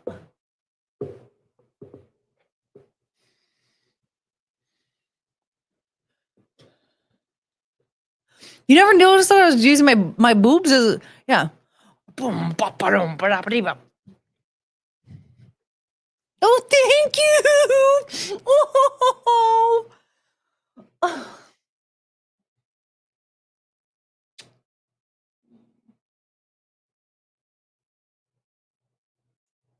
That was very nice. Thank you. God, what an angel. You're oh God. Oh, buddy.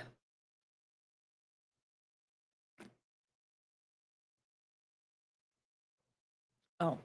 Hi, Penelope. you want to come here? Hello.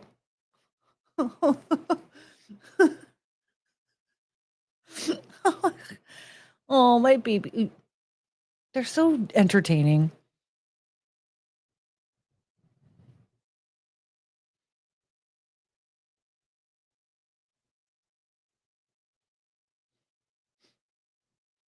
Okay. Let's see here. We're at about 2 hours. That's not too bad. Chungus is demanding a hand to lick. I know. Look at her.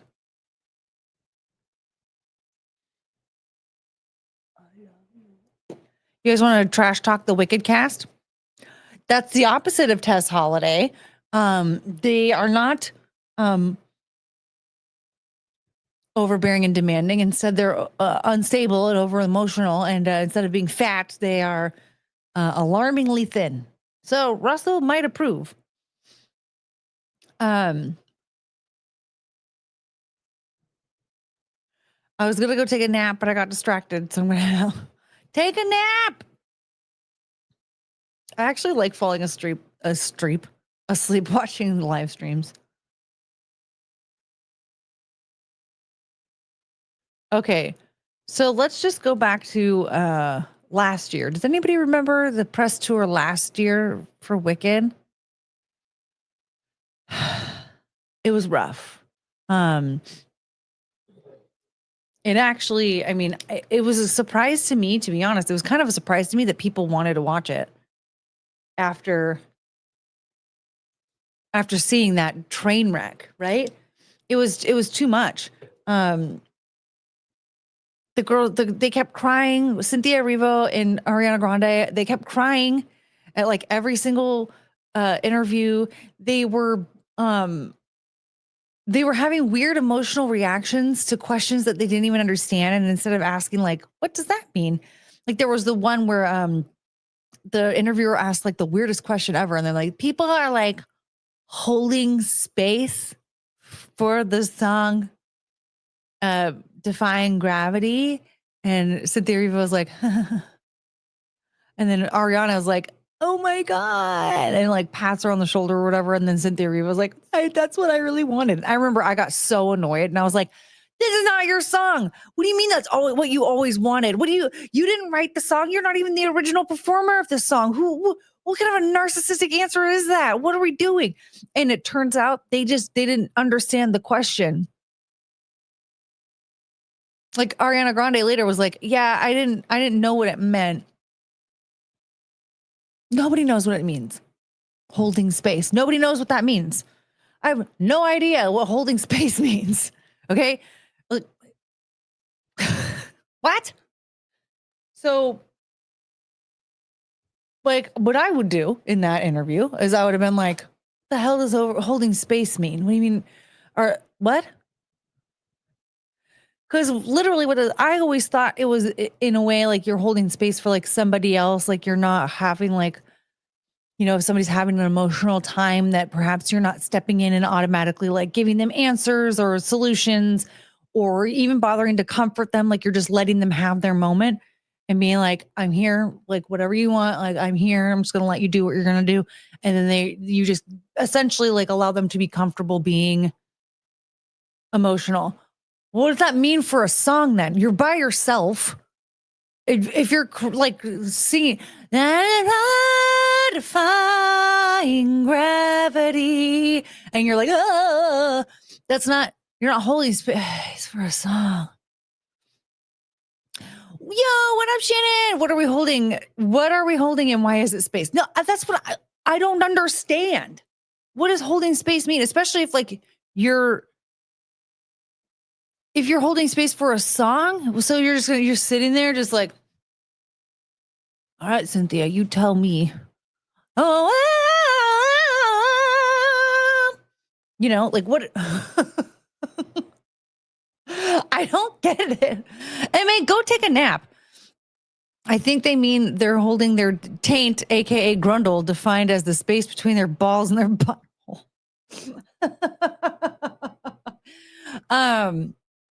So we're gonna watch one clip from that time, from that era. 1 year ago, this was the Ariana Grande, Cynthia Erivo. Press tour. have been the light of the day. You are such a gift. You brought such light into the room. Thank you very much. We appreciate coming into this room today. That was mine and Keanu's favorite. Oh, I forgot there was like more in this. Anyway. You have been the light of the day. You are such a gift. You brought such light into the room. I think the lady before this, she said like, this is my first like interview that I'm doing like on my own or whatever. You have been the light of the day. You are such a gift. What did she say? Hold on. I can't tell what she's saying. Light of the day. You are such a gift. You brought such light into the room. Thank you very much. We appreciate coming into this room today. Did Cynthia Erivo? She sounded like. She sounded so confused, to be honest. She's like, okay, yeah. She's just repeating whatever Ariana was saying. Okay, then this one, I saved another clip of that one. This part is really weird, but this is not from the last one. Okay, I'm going to pause because I thought after that weird spectacle that we saw during that press tour that they would have seen the feedback and been like, okay, so like we should probably stop being so weird. We're scaring everybody and they don't like it. Oh no. They decided not to do that. They decided to do this instead.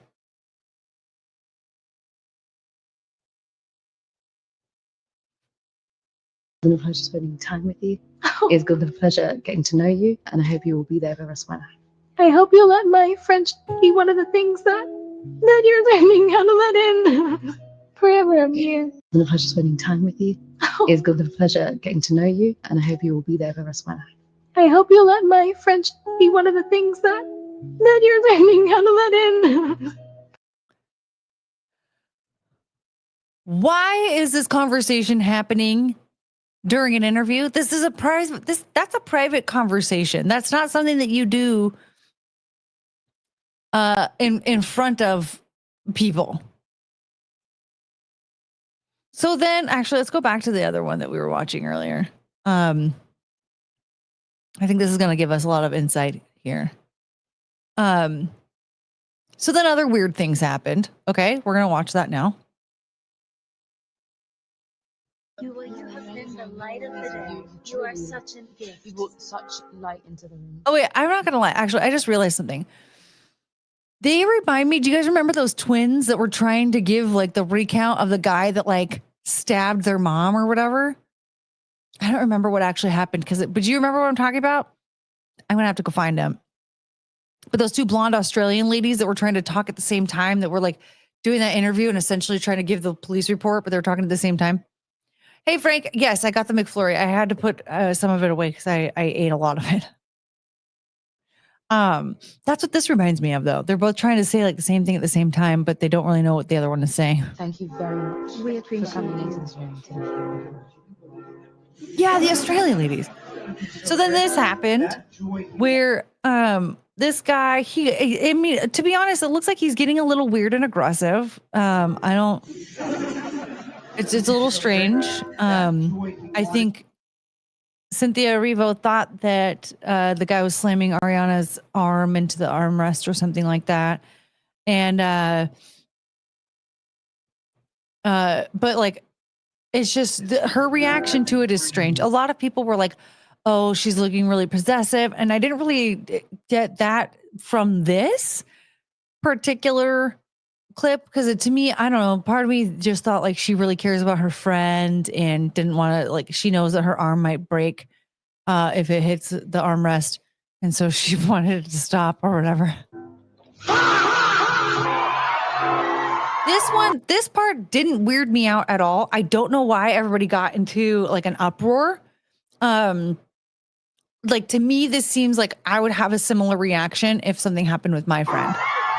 I don't know why anyone would think like, oh, it's totally normal to run up to a stranger, somebody who doesn't know who you are at all, and grab onto them.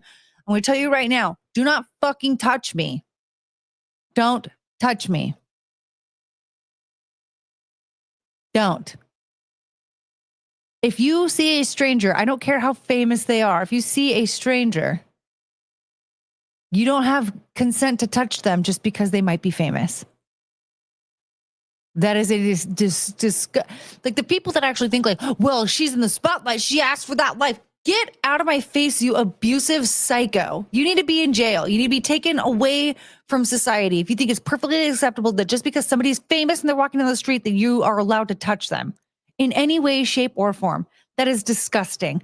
But in this particular situation, this guy was extremely aggressive and grabbing onto her friend. If this happened to me, like this has similar, like at a club, like some guy getting weird and aggressive, and I'm like, whoa, back up. Like that's scary as shit. Like when you're a famous person, that is when you're in the spotlight like that. Granted, I've never been in the spotlight like that, but like that has to be a terrifying scenario for them to be in. They're extremely vulnerable, obviously. Yeah, if some random guy comes up and grabs onto you and starts yanking you away, you better believe I'm going to be really hurt, actually, if one of my friends doesn't want to reach over and make sure that I'm okay. That's so crazy to think like, oh, so you're just going to stand there and watch your friend get assaulted? What, are you going to like record it if they get raped? Like, who are you? That's not, like, I don't know how anybody could think that what that guy did was normal behavior at all. And that's 100% how I'm taking it when if they think that Cynthia Erivo should just stood there and done nothing.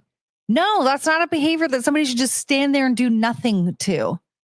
Your friend is like kind of in danger. That guy should not be over there doing all that. So yeah, I think that she was actually being a really good friend here. I think she actually cared about her friend. It looked like her friend was in danger. That guy was being really creepy. And just because there's security there the security obviously wasn't doing that much. So, well, they had security. Who cares? The security's not really doing that much. So she should just get kidnapped and taken away because they just let the security shut up. Like you have zero survival skills at all. If you think that you just stand there and watch your friend get assaulted because security is supposed to be there. Where was security? Security's right there. They're right there. There's that guy. But who fucking cares if security is there or not? Who gives a shit? Do you genuinely think that you should just stand there and watch your friend get groped? That's a horrible, horrible reaction to have. That's a horrible thought process to have. You're not a safe person to be around with if you think that that's okay. I'm not bothered by that response. I didn't find that response to be weird at all. I would be genuinely terrified if something like that happened to my friend. This one's weird. Ourselves in each other. This one's really weird. A beautiful sistership that continues to grow and grow even through this press tour. Something's bothering her. She's gonna fix something. I know. Sorry. She's getting the fixing itch that Cynthia Erivo gets. Oh, thank you. This one was really weird because the necklace didn't need to be fixed. And it almost comes off like she needed the interviewer to know that was hers, maybe. Like my first thought was like, maybe doesn't like that all of the attention is on Ariana.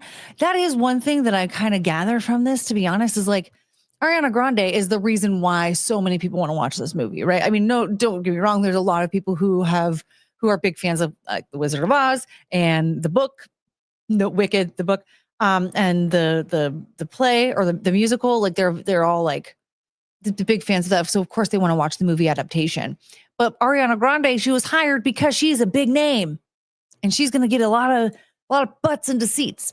Cynthia Erivo, I had no idea who the hell she was. I don't know how well known she was before that because I didn't know who she was before. Like she wasn't like a nobody. It wasn't like picking me off the street or anything, right? Like she had like a little bit of a background, but like I don't know what it was. But she wasn't the name that was drawing people in. It was Ariana Grande. So there's a lot of attention on her. And like, there was a part of me that kind of thought like, is Cynthia Erivo doing all this weird stuff to get the attention back onto her? Because there's so much attention on Ariana Grande. And this little necklace fixing thing kind of gave me that vibe. Again, people kept saying like, she wanted to claim her lady in front of everybody. But I almost get the idea that like she didn't have attention and she wanted attention.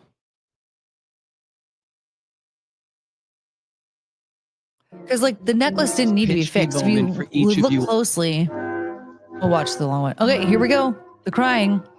Why are we crying? Like, what's with the crying? Are they really asking like that many emotional questions? So we're gonna watch that necklace one real quick.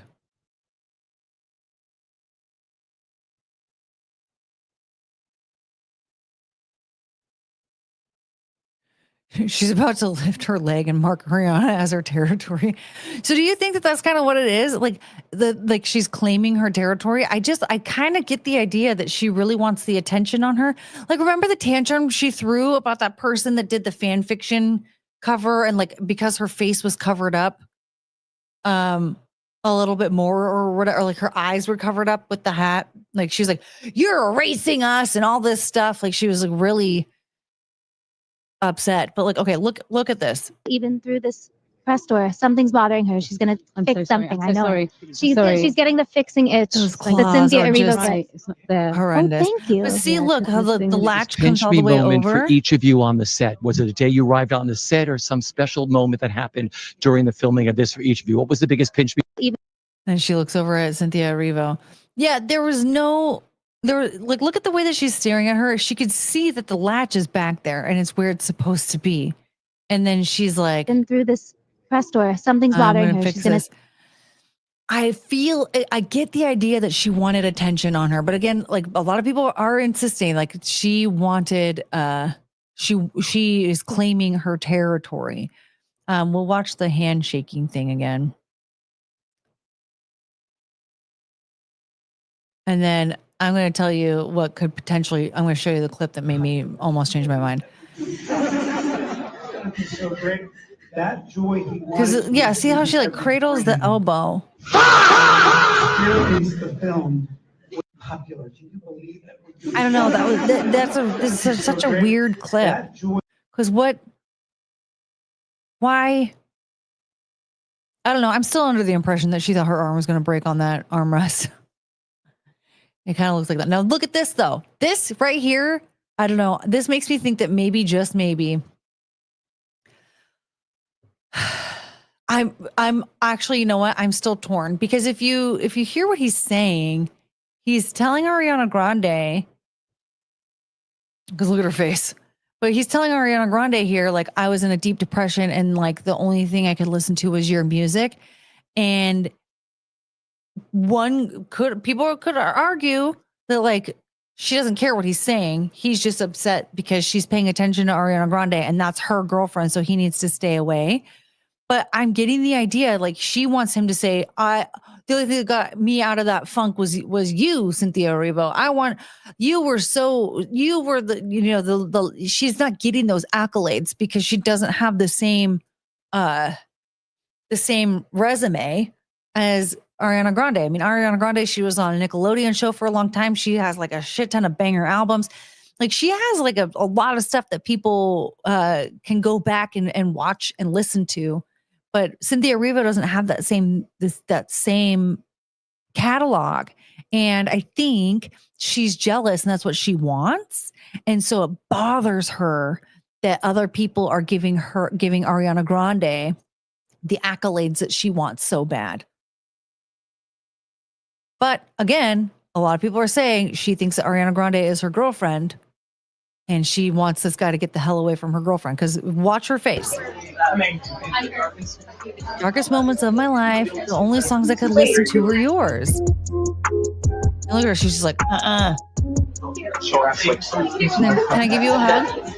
So, and this is the thing. So look at her looking at him. She's like, But like,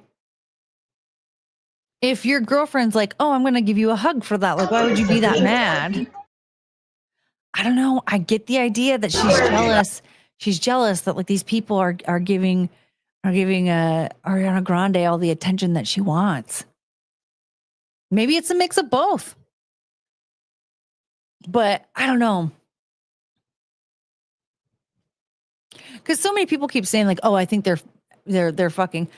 Those claws aren't going anywhere near Ariana Grande's cooter cat. Is Cynthia the bald lady? Yes. She's comparing herself to Ariana in fame. She must have shaved her brain off too. Well, like, I think that she was hoping that like being in Wicked would somehow magically make her like a big name that people could be like, oh my God, you're so amazing. And the thing is, like, people are like pointing out how talented she is. And like, remember the whole like,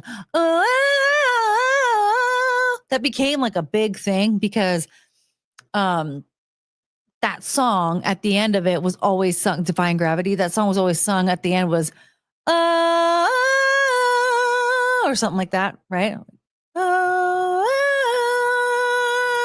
Something like that.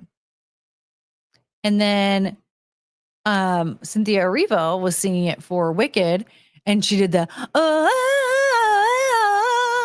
and it became like very popular. Idina Menzel, Adele, what did John Travolta call her? Adele Dazeem.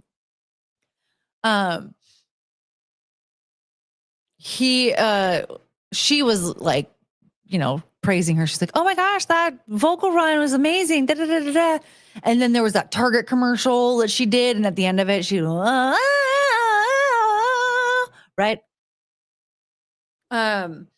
So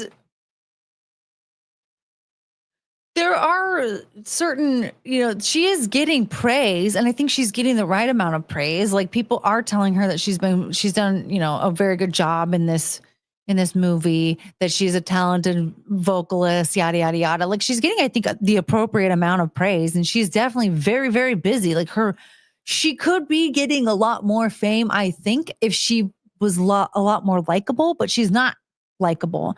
And I don't know. I think that I get the impression, I could be wrong, but I get the impression that she really was expecting to be like, oh, I'm on this big bill, and now I'm super famous.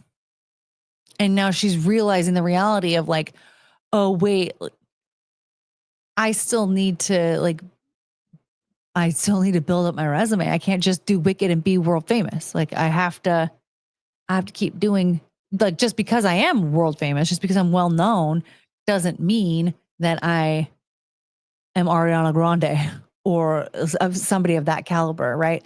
Like, you can't just because you end up like Britney Spears. Britney Spears ended up being a freaking legend, but if she only came out with Baby One More Time and that was it, she would not be Britney Spears, right? Like, she had to also come out with Oops, I Did It Again, and then Britney, and then In the Zone, right? Like, by the time her fourth album came out, In the Zone, she's done all those MTV dude, she was the queen of the MTV VMAs for years, but you can't be the queen of MTV VMAs if you perform just Baby One More Time the one time at the award ceremony, right? Like, she also had the next year, dude, she really solidified herself as an icon though, that following year when she performed Oops, I Did It Again, dude. So then the following year, I think she skipped the following year. Did she skip the following year?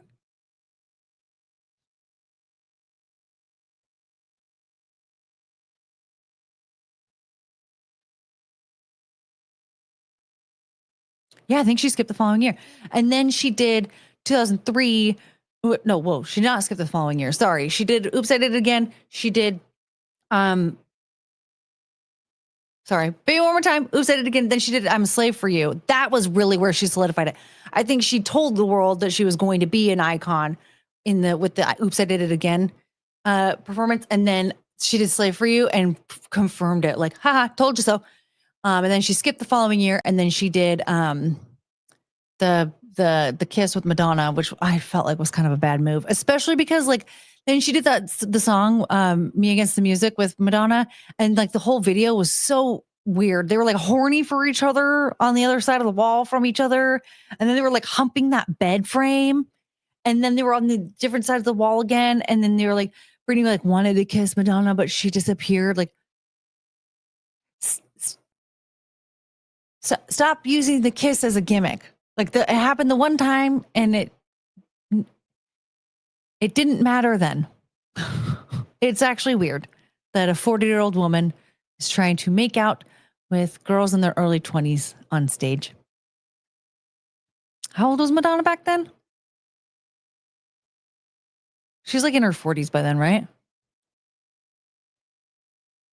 That's weird. I'm sorry. I'm not looking at young little 20-year-olds and being like, oh my God, I hope I like make out with them. I'm sorry, but that's weird.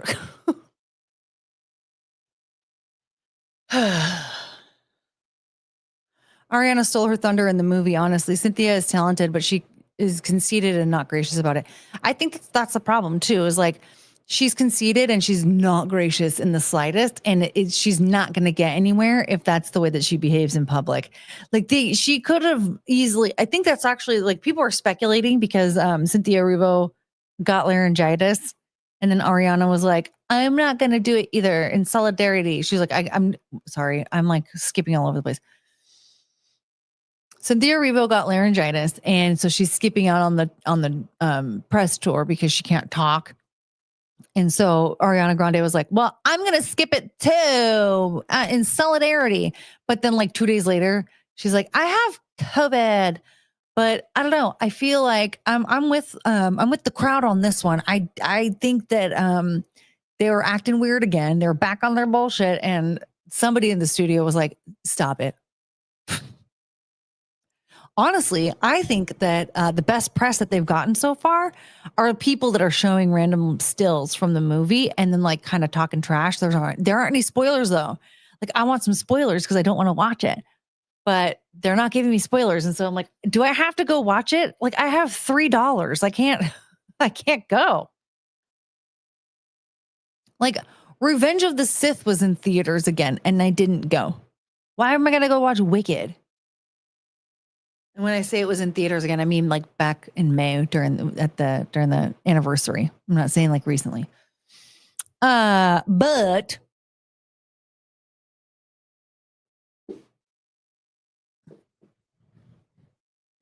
I'm intrigued now because the trash talking about Dorothy, I didn't realize that Dorothy was going to be in it because I don't know anything about Wicked, but I do know about Wizard of Oz. And I like Wizard of Oz. Lucky you have 8 years left before people think it's weird. Oh, buddy. How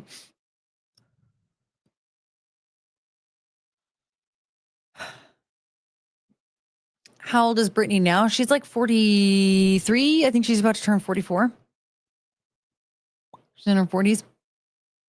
And I'll be honest, I think that it would be very strange if like 20-year-old girls are like, okay, let's go do a performance with Britney Spears and we're going to kiss her. And it'd be strange. It was weird how much they like really wanted to like keep making out in public. Keep it to yourself. I'll let you watch my copy, Courtney. I haven't seen part 2 yet though. I'm really intrigued by part 2. Everyone keeps saying that Wicked for Good wasn't as good as part 1.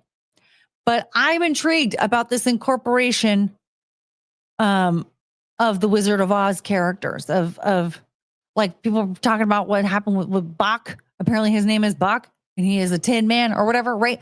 Like I'm intrigued on like what's going on with all these characters. Like what the hell?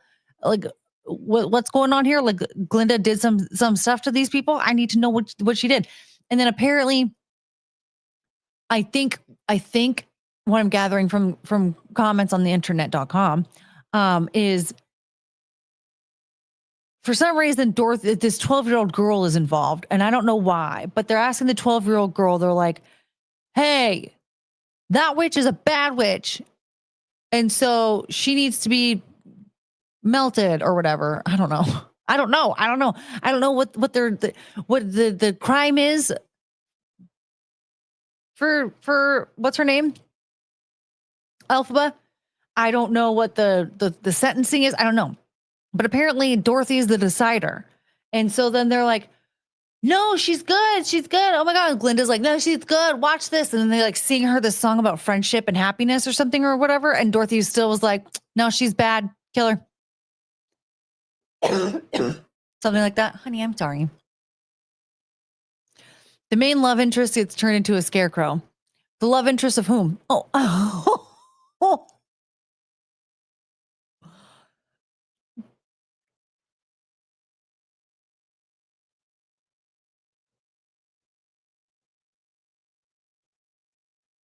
That was so cute. We have to, there we go.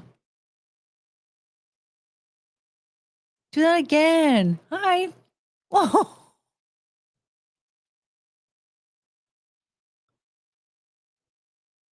Do you need something? Do you want down?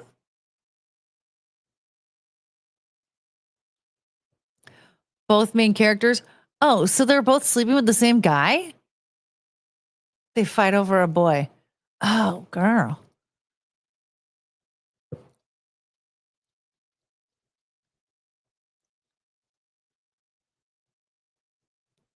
Choo choo, choo choo, choo choo, choo.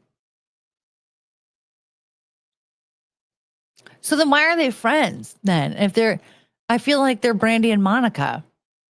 The boy is mine. I'm sorry that you seem to be confused. He belongs to me. The boy is mine. Chuggas kind of treats you like Cynthia treats Ariana.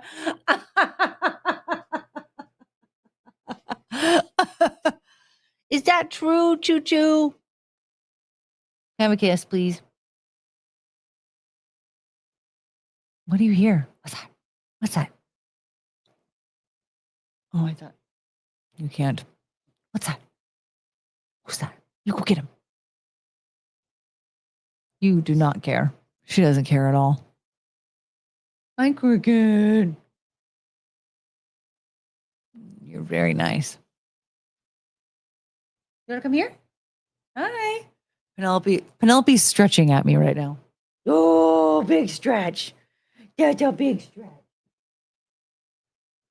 Oh, no. Yeah, you're very aggressive. I love you. Ah.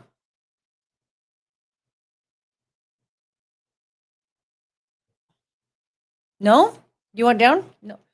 Okay, you have to help. Choo choo. No. Oh my God. You guys. Help.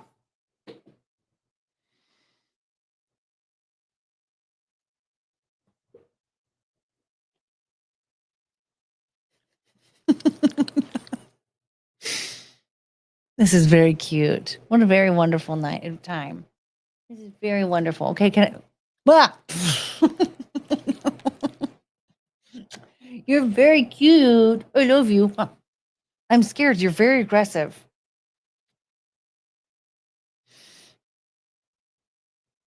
Can you guys lay down? Ah. Please. Can I? Glinda tells it wants to be loved, so she helps spread the lie that Elphaba is bad, even though she knows it's not true. They are secret friends. Shit, do I need to watch this movie?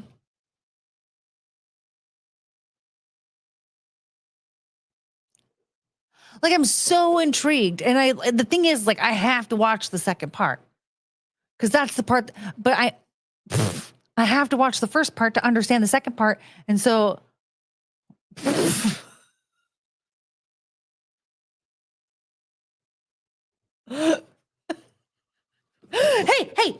Hey, no. Choo choo. That was not nice.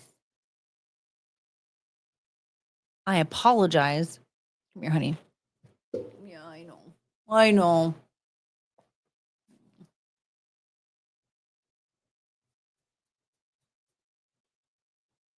You feel guilty. You're a very nice girl.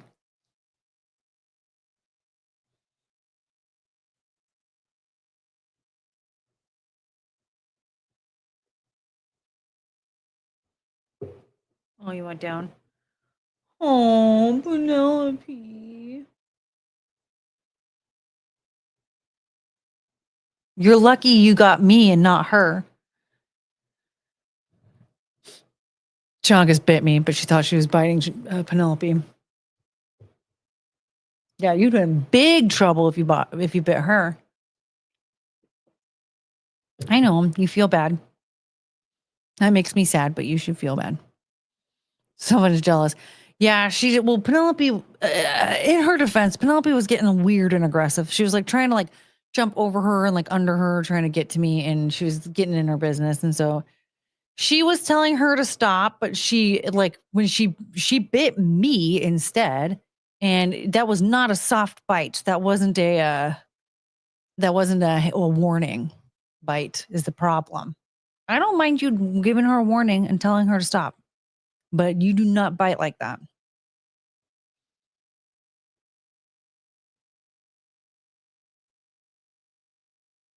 Let's lighten the mood. I'm a little upset right now.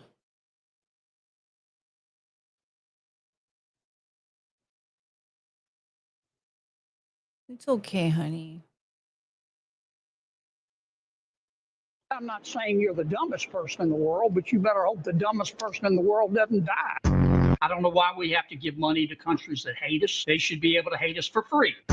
Life is hard, but it's harder when you're stupid. They That's can kiss true. my ass. Beauty fades, dumb is forever. Oh, words can't express how much I don't care. You hate cops just because they're cops. The next time you get in trouble, call a crackhead. Senator Schumer never makes the same mistake twice. He makes it 5 or 6 times just to make sure he got it right. These people are about 10 exits past normal. Clowns to the left of me, jokers to the right. Somebody at the White House has been smoking the devil's lettuce, okay? The brain is an amazing organ. It starts working in a mother's womb, and it doesn't stop working until you get elected to Congress. Oh, that was cute. Definition of based. I know he was just like cranking them out left and right.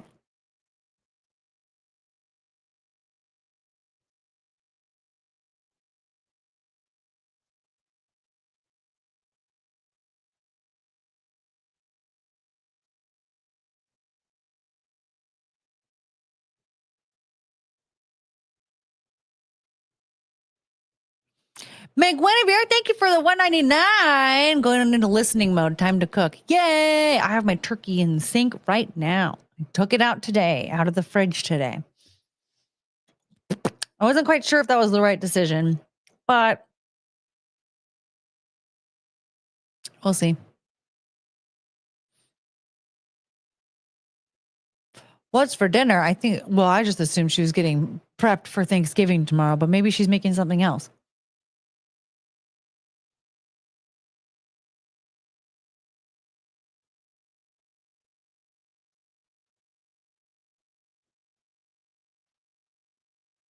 Let's watch this lady. I like her. This is like she's a news anchor who reads comments about her. She is kinda hefty. Hefty, hefty, hefty. I like rotund. That's a good descriptive word. Like someone had the thesaurus out. Damn, she was rotund, mommy. And on the subject of mommies, she would make a great single mother. I'm Carissa Codell. I was made to have salon quality hair and read the news. This is like rich mahogany in here. Going to get a citation for parking that dump truck on the sidewalk. I got a CDL, baby.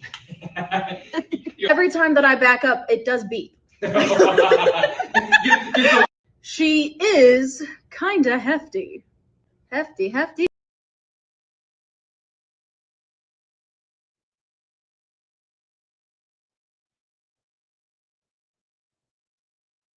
She has a bunch of these on her Twitter page. Here's another one. And another one. This is who Sir Mix-a-Lot was rapping about. And if you don't get that Can you guys hear it? reference, It's really, really time to do quiet. your homework and go to bed. Damn, girl, you look like I'm about to get featured on your news channel. Seems like this man's about to commit a crime for you. Commit a crime? Get featured on the evening news. Get featured. Oh, get featured on the evening news. I didn't realize he was going to partake in criminal activities. You look like you could survive a harsh winter. She's thicker than zoo glass. I just want to know who zoo glass is. I gotta learn how to flex like him. Like, how is he? You know what I mean? Tuck a baby. Fee fi fo yum. Everyone knows I am 6'5". Without the shoes. With the shoes, 6'7".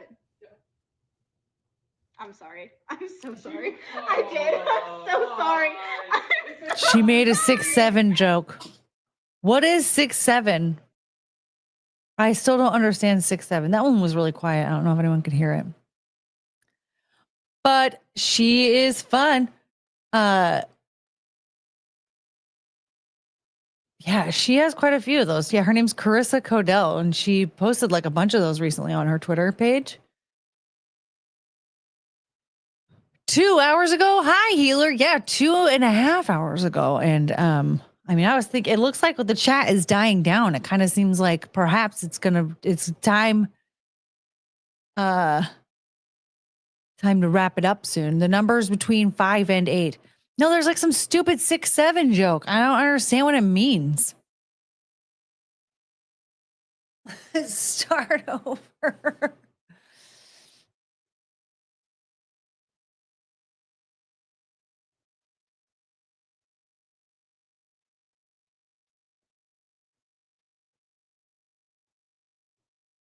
Healer, what do you think of this abomination?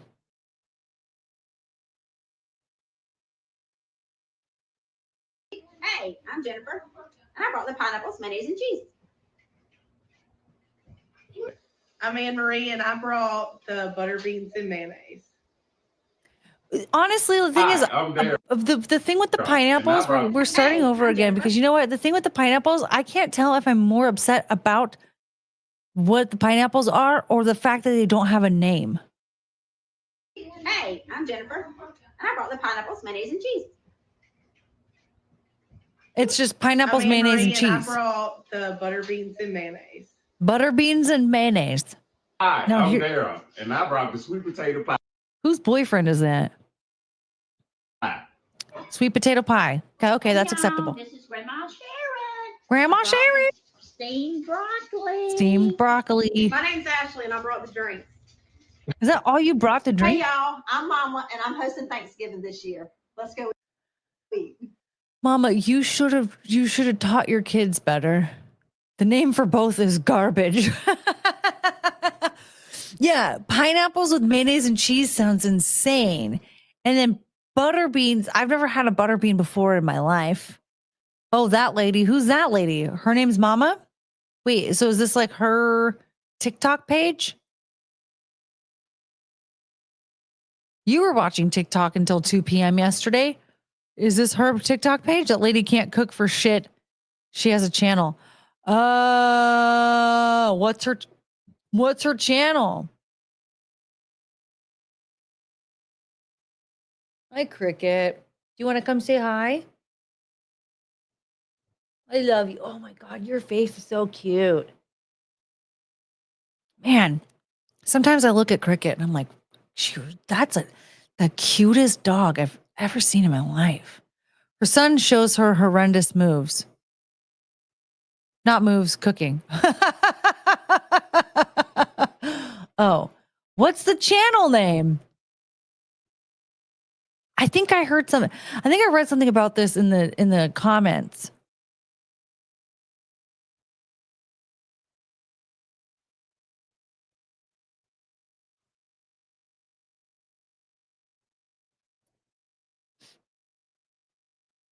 I don't know, but it pops up on TikTok. Okay, well, next time you find it, I need more details. Do I need to start a TikTok account? Help. She will legit boil ground beef. Oh, come on. Hi, honey. Are you back? Come here. Yeah, you're my little girl. Come here. You can sit right here. That's your heating pad. You want your heating pad? Here, can you? There. Ugh. She called them water burgers? Who does that? That's disgusting. No. Boiling ground beef. Calling it water burgers. That's terrible. That's abuse. Why are you abusing your loved ones? Okay, bye, honey.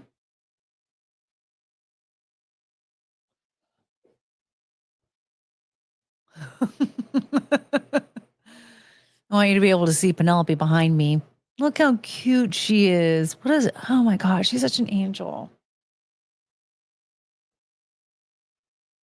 Okay, let's also now we're gonna watch this lady. You might have seen her too. She's showing us what she ate in a day at her work, and it's Thanksgiving edition. Look what's on her plate. That's like a piece of bread. I think there's like a slab of ham or something underneath that. Some meatballs, and I think that's mac and cheese. It might be mashed potatoes. I don't know.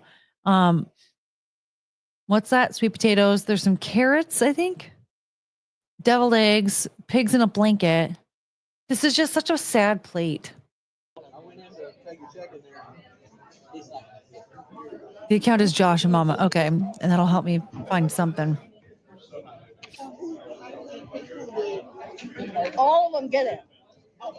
Well, I was gonna get my crutches. Gross. Like, I think you'd be like, oh, this is a great thing to do to help buggers. I think maybe that's mac and cheese. You gonna do Chris?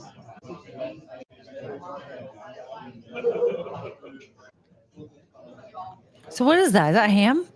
And what's this? The thing is like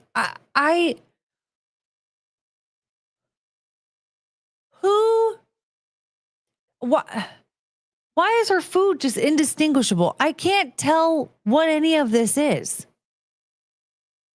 It's, oh yeah, sure, it's a work potluck, but what are these foods? Like, what is that thing she's biting into right now? Like, what's that? And what is that? Is this a marble cake? What's this? I'm gonna go say if you. I went in to take a check in there. I'm lost.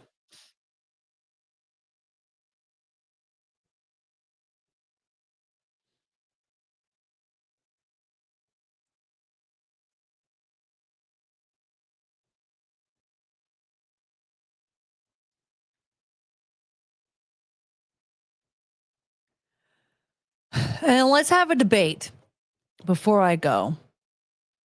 Or let's discuss this. Thanksgiving and Friendsgiving are two different things, right? Thanksgiving is Thanksgiving. That's why people will ask, they're not asking, are you doing Friendsgiving or Thanksgiving this year? They ask you, what are you doing for Thanksgiving this year? Because some people will be spending Thanksgiving, the holiday, maybe with friends. Sometimes they go to somebody else's house for Thanksgiving. Like if I go to my neighbor's house or my friend's house for Thanksgiving and they're celebrating Thanksgiving, does that mean that I turned it into Friendsgiving? No, Thanksgiving is Thanksgiving. That's the holiday that everybody has off. Well, not everybody, but that's what that is. It's Thanksgiving. And if you spend it with friends or whatever, then that's what it is, but it's still Thanksgiving. And then Friendsgiving is like the week before or whatever, or like the weekend before. And you have like similar food, but you're with your friends. You don't even necessarily have to have like turkey and mashed potatoes. It's like a potluck, right? Like you and your friends. I had a millennial friend invite me to his Friendsgiving and I told him Gen X doesn't do that shit. No, I don't. No, you don't. Friendsgiving is gay. Russell Hall isn't even Gen X. Wait, are you Gen X? He might be Gen X. I heard that it was popularized by Friends, the show, which it started when I was like a kid, but by the time I was an adult, like that, it ended, I think, when I was 18. So I think it became really popular with millennials. And so like millennials did. Russell has to be Gen X. Yeah, he did say he was like in his 40s, but I don't know what. If you're in your 40s, you're either a millennial or Gen X. I'm the M word.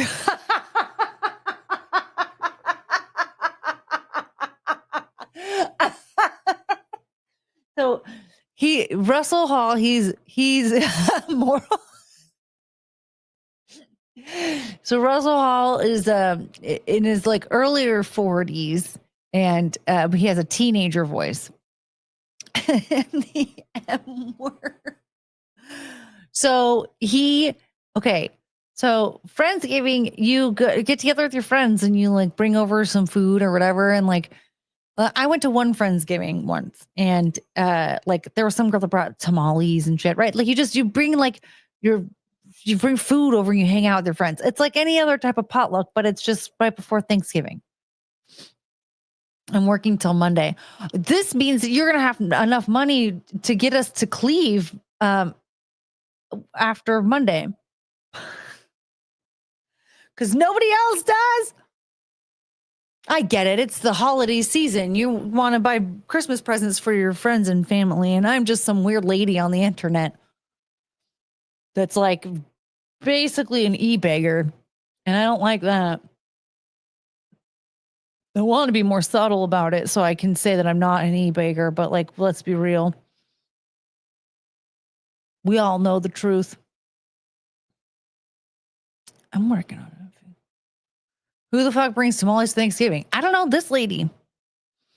Because the thing is, it's like, it wasn't, here's the thing. It wasn't Thanksgiving because Thanksgiving and Friendsgiving are two different things.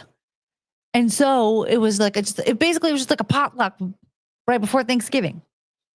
You know what I mean? But there are people out there that think that Friendsgiving is when it's Thanksgiving Day and you don't have anywhere to go. And so you hang out with your friends. I DM'd you the channel on X. Is it a TikTok channel? Because that will be a problem.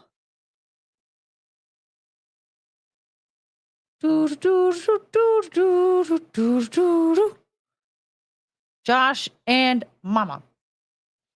Oh, it's YouTube. Okay.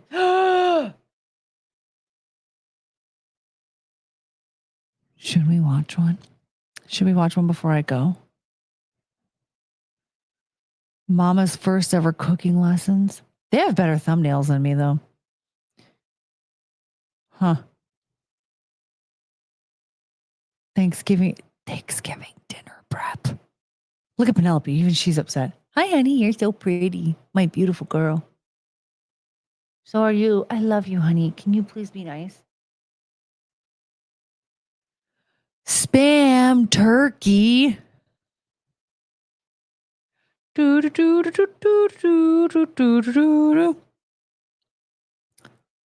Better than Girl Scout cookies. They're claiming that they're making a Girl Scout. Okay, we're gonna apple pie mac and cheese.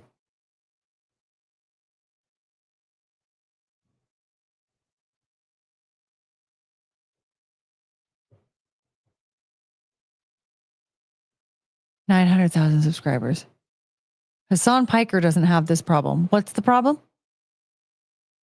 The silence? Sorry. I had to unfollow Josh and Mama because they do everything wrong. It triggered me. Oh. Can the third eye on her forehead tell the future? Oh, Hassan Piker doesn't have the problem of having loving dogs. Third eye on her forehead? Oh, Penelope's forehead. Can it tell the future? I don't know. Dogs that won't behave. My doggies are perfect. Penelope's third eye, I think it just is it's like it does Jedi mind tricks and it tricks you into believing that she is the perfect angel. Hassan fills silence with shocks. My babies. I would die. Oh, that would be so upsetting. Okay.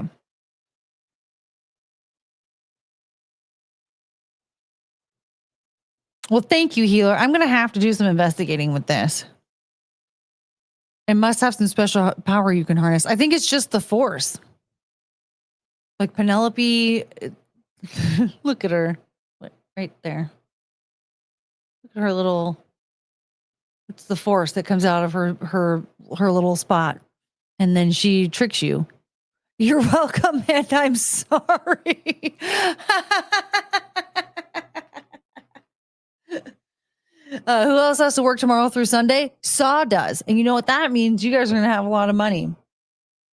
You should give it to me. I'm kidding. I'm only kidding if you want me to be.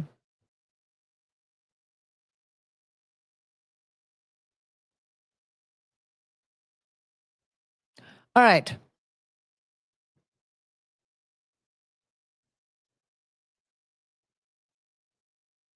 I think that's going to wrap it up. If I weren't hobbled, I'd have to work until Sunday.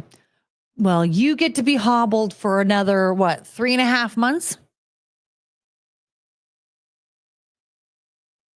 Healer, how many men are in your butthole? Okay, so it just keeps getting. No body cam video today. Well, I didn't have anything saved, but we're hitting the 3-hour mark. A legion. I didn't have any saved, but we're hitting the 3-hour mark. Your girl starts losing steam at 3 hours. I don't want to bore you to death with me just sitting here being annoying or whatever, being sleepy. I have to feed the dogs. The dogs have to be fed in 8 minutes. Chunkus heard me. Chunkus knows. I just said that the dogs have to be fed. Penelope heard too. Oh my God. Hi.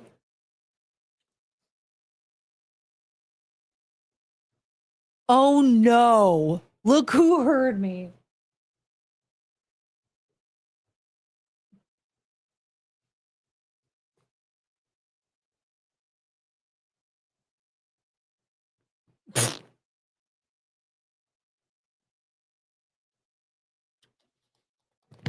Oh. Ah. Chunga.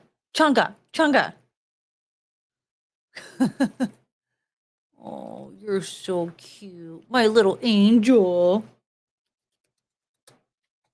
I love you. Oh, I love you so much. So, she needs the attention.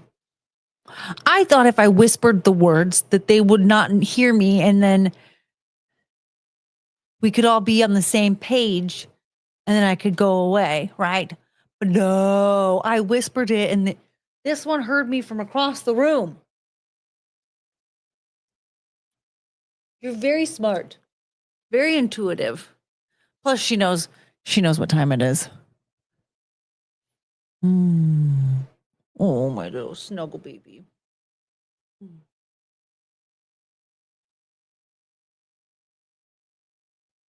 This is so sweet.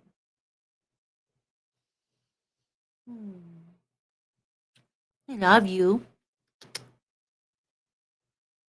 You're very cute.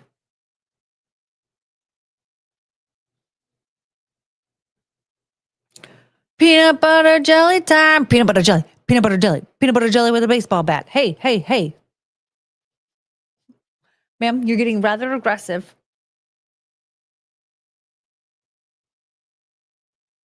All right, have you been using gear without my knowledge?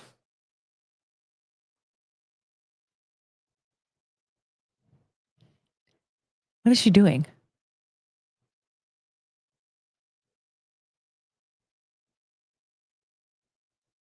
All right. I think that's my signal that it's time to head out. Yeah, you're my baby. Oh, Chonga choo-choo. See, she's getting svelte. Yeah, you lost 3 pounds.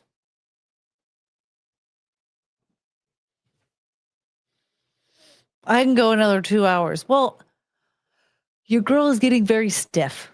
Okay. She needs to move and stretch. I need to FEED the DOGs. Maybe I'll do a pop-up in a little bit. Maybe I'll come back, do a quick little pop-up. But usually Wednesday night gets all clogged up with other people.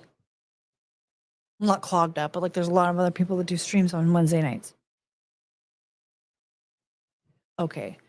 They're starting to make noises at me. God, they're so cute. I just want to show them off the whole time. Hey, you're hitting your sister. Please stop. I could go 10 more hours. Clogging stream. Clogging? You want me to get some clogs and start dancing? My DOG hasn't been FED in a long time. Is it dead? Oh, baby's dead.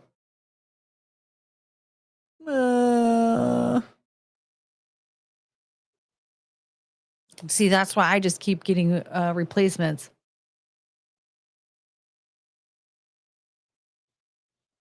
The poor babies. All right, I'm just like, it might as well be. I'm scared. What is it? Frank! Oh, his peen. I was thinking there's an actual dead dog.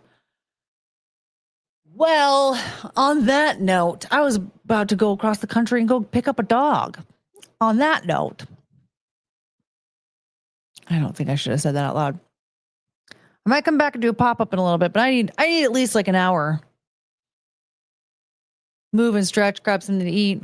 FEED, the DOGs. And then maybe I'll be back. I'll be back. My dog needs pigs.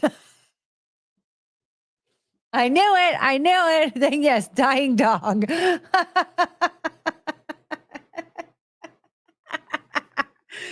Oh, you guys. All right. Well, anyway, I'm going to go for now. I'll be back at some point in time. Oh, Douglas, you missed everything. There's been 3 hours of us being insane or, I don't know, lame. You pick. I'll be back, I don't know, later tomorrow or something, whatever. So in the meantime, remember, nobody likes doing trust falls alone. I guess that just means we're having to do this again. Oh, no. The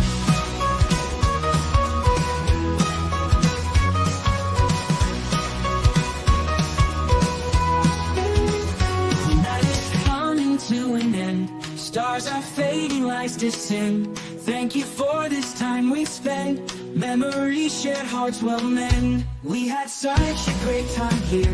Laughter, love, and moments dear. Every smile, every cheer. Now it's time to disappear. Oh, I will miss you till we meet again. Take care, my friend, my heart will tend.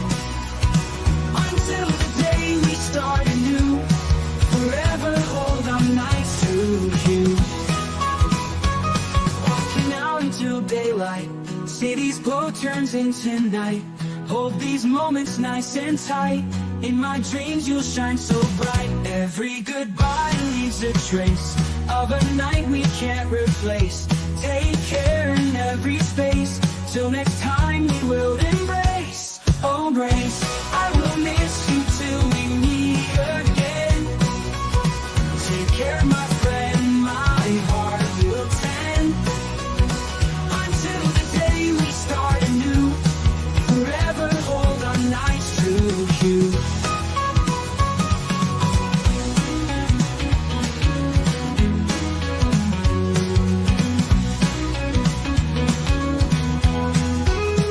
Holy goodbye leaves a trace of a night we can't replace. Take care in every space. Till next time we will embrace. Oh, I will miss you till we meet again.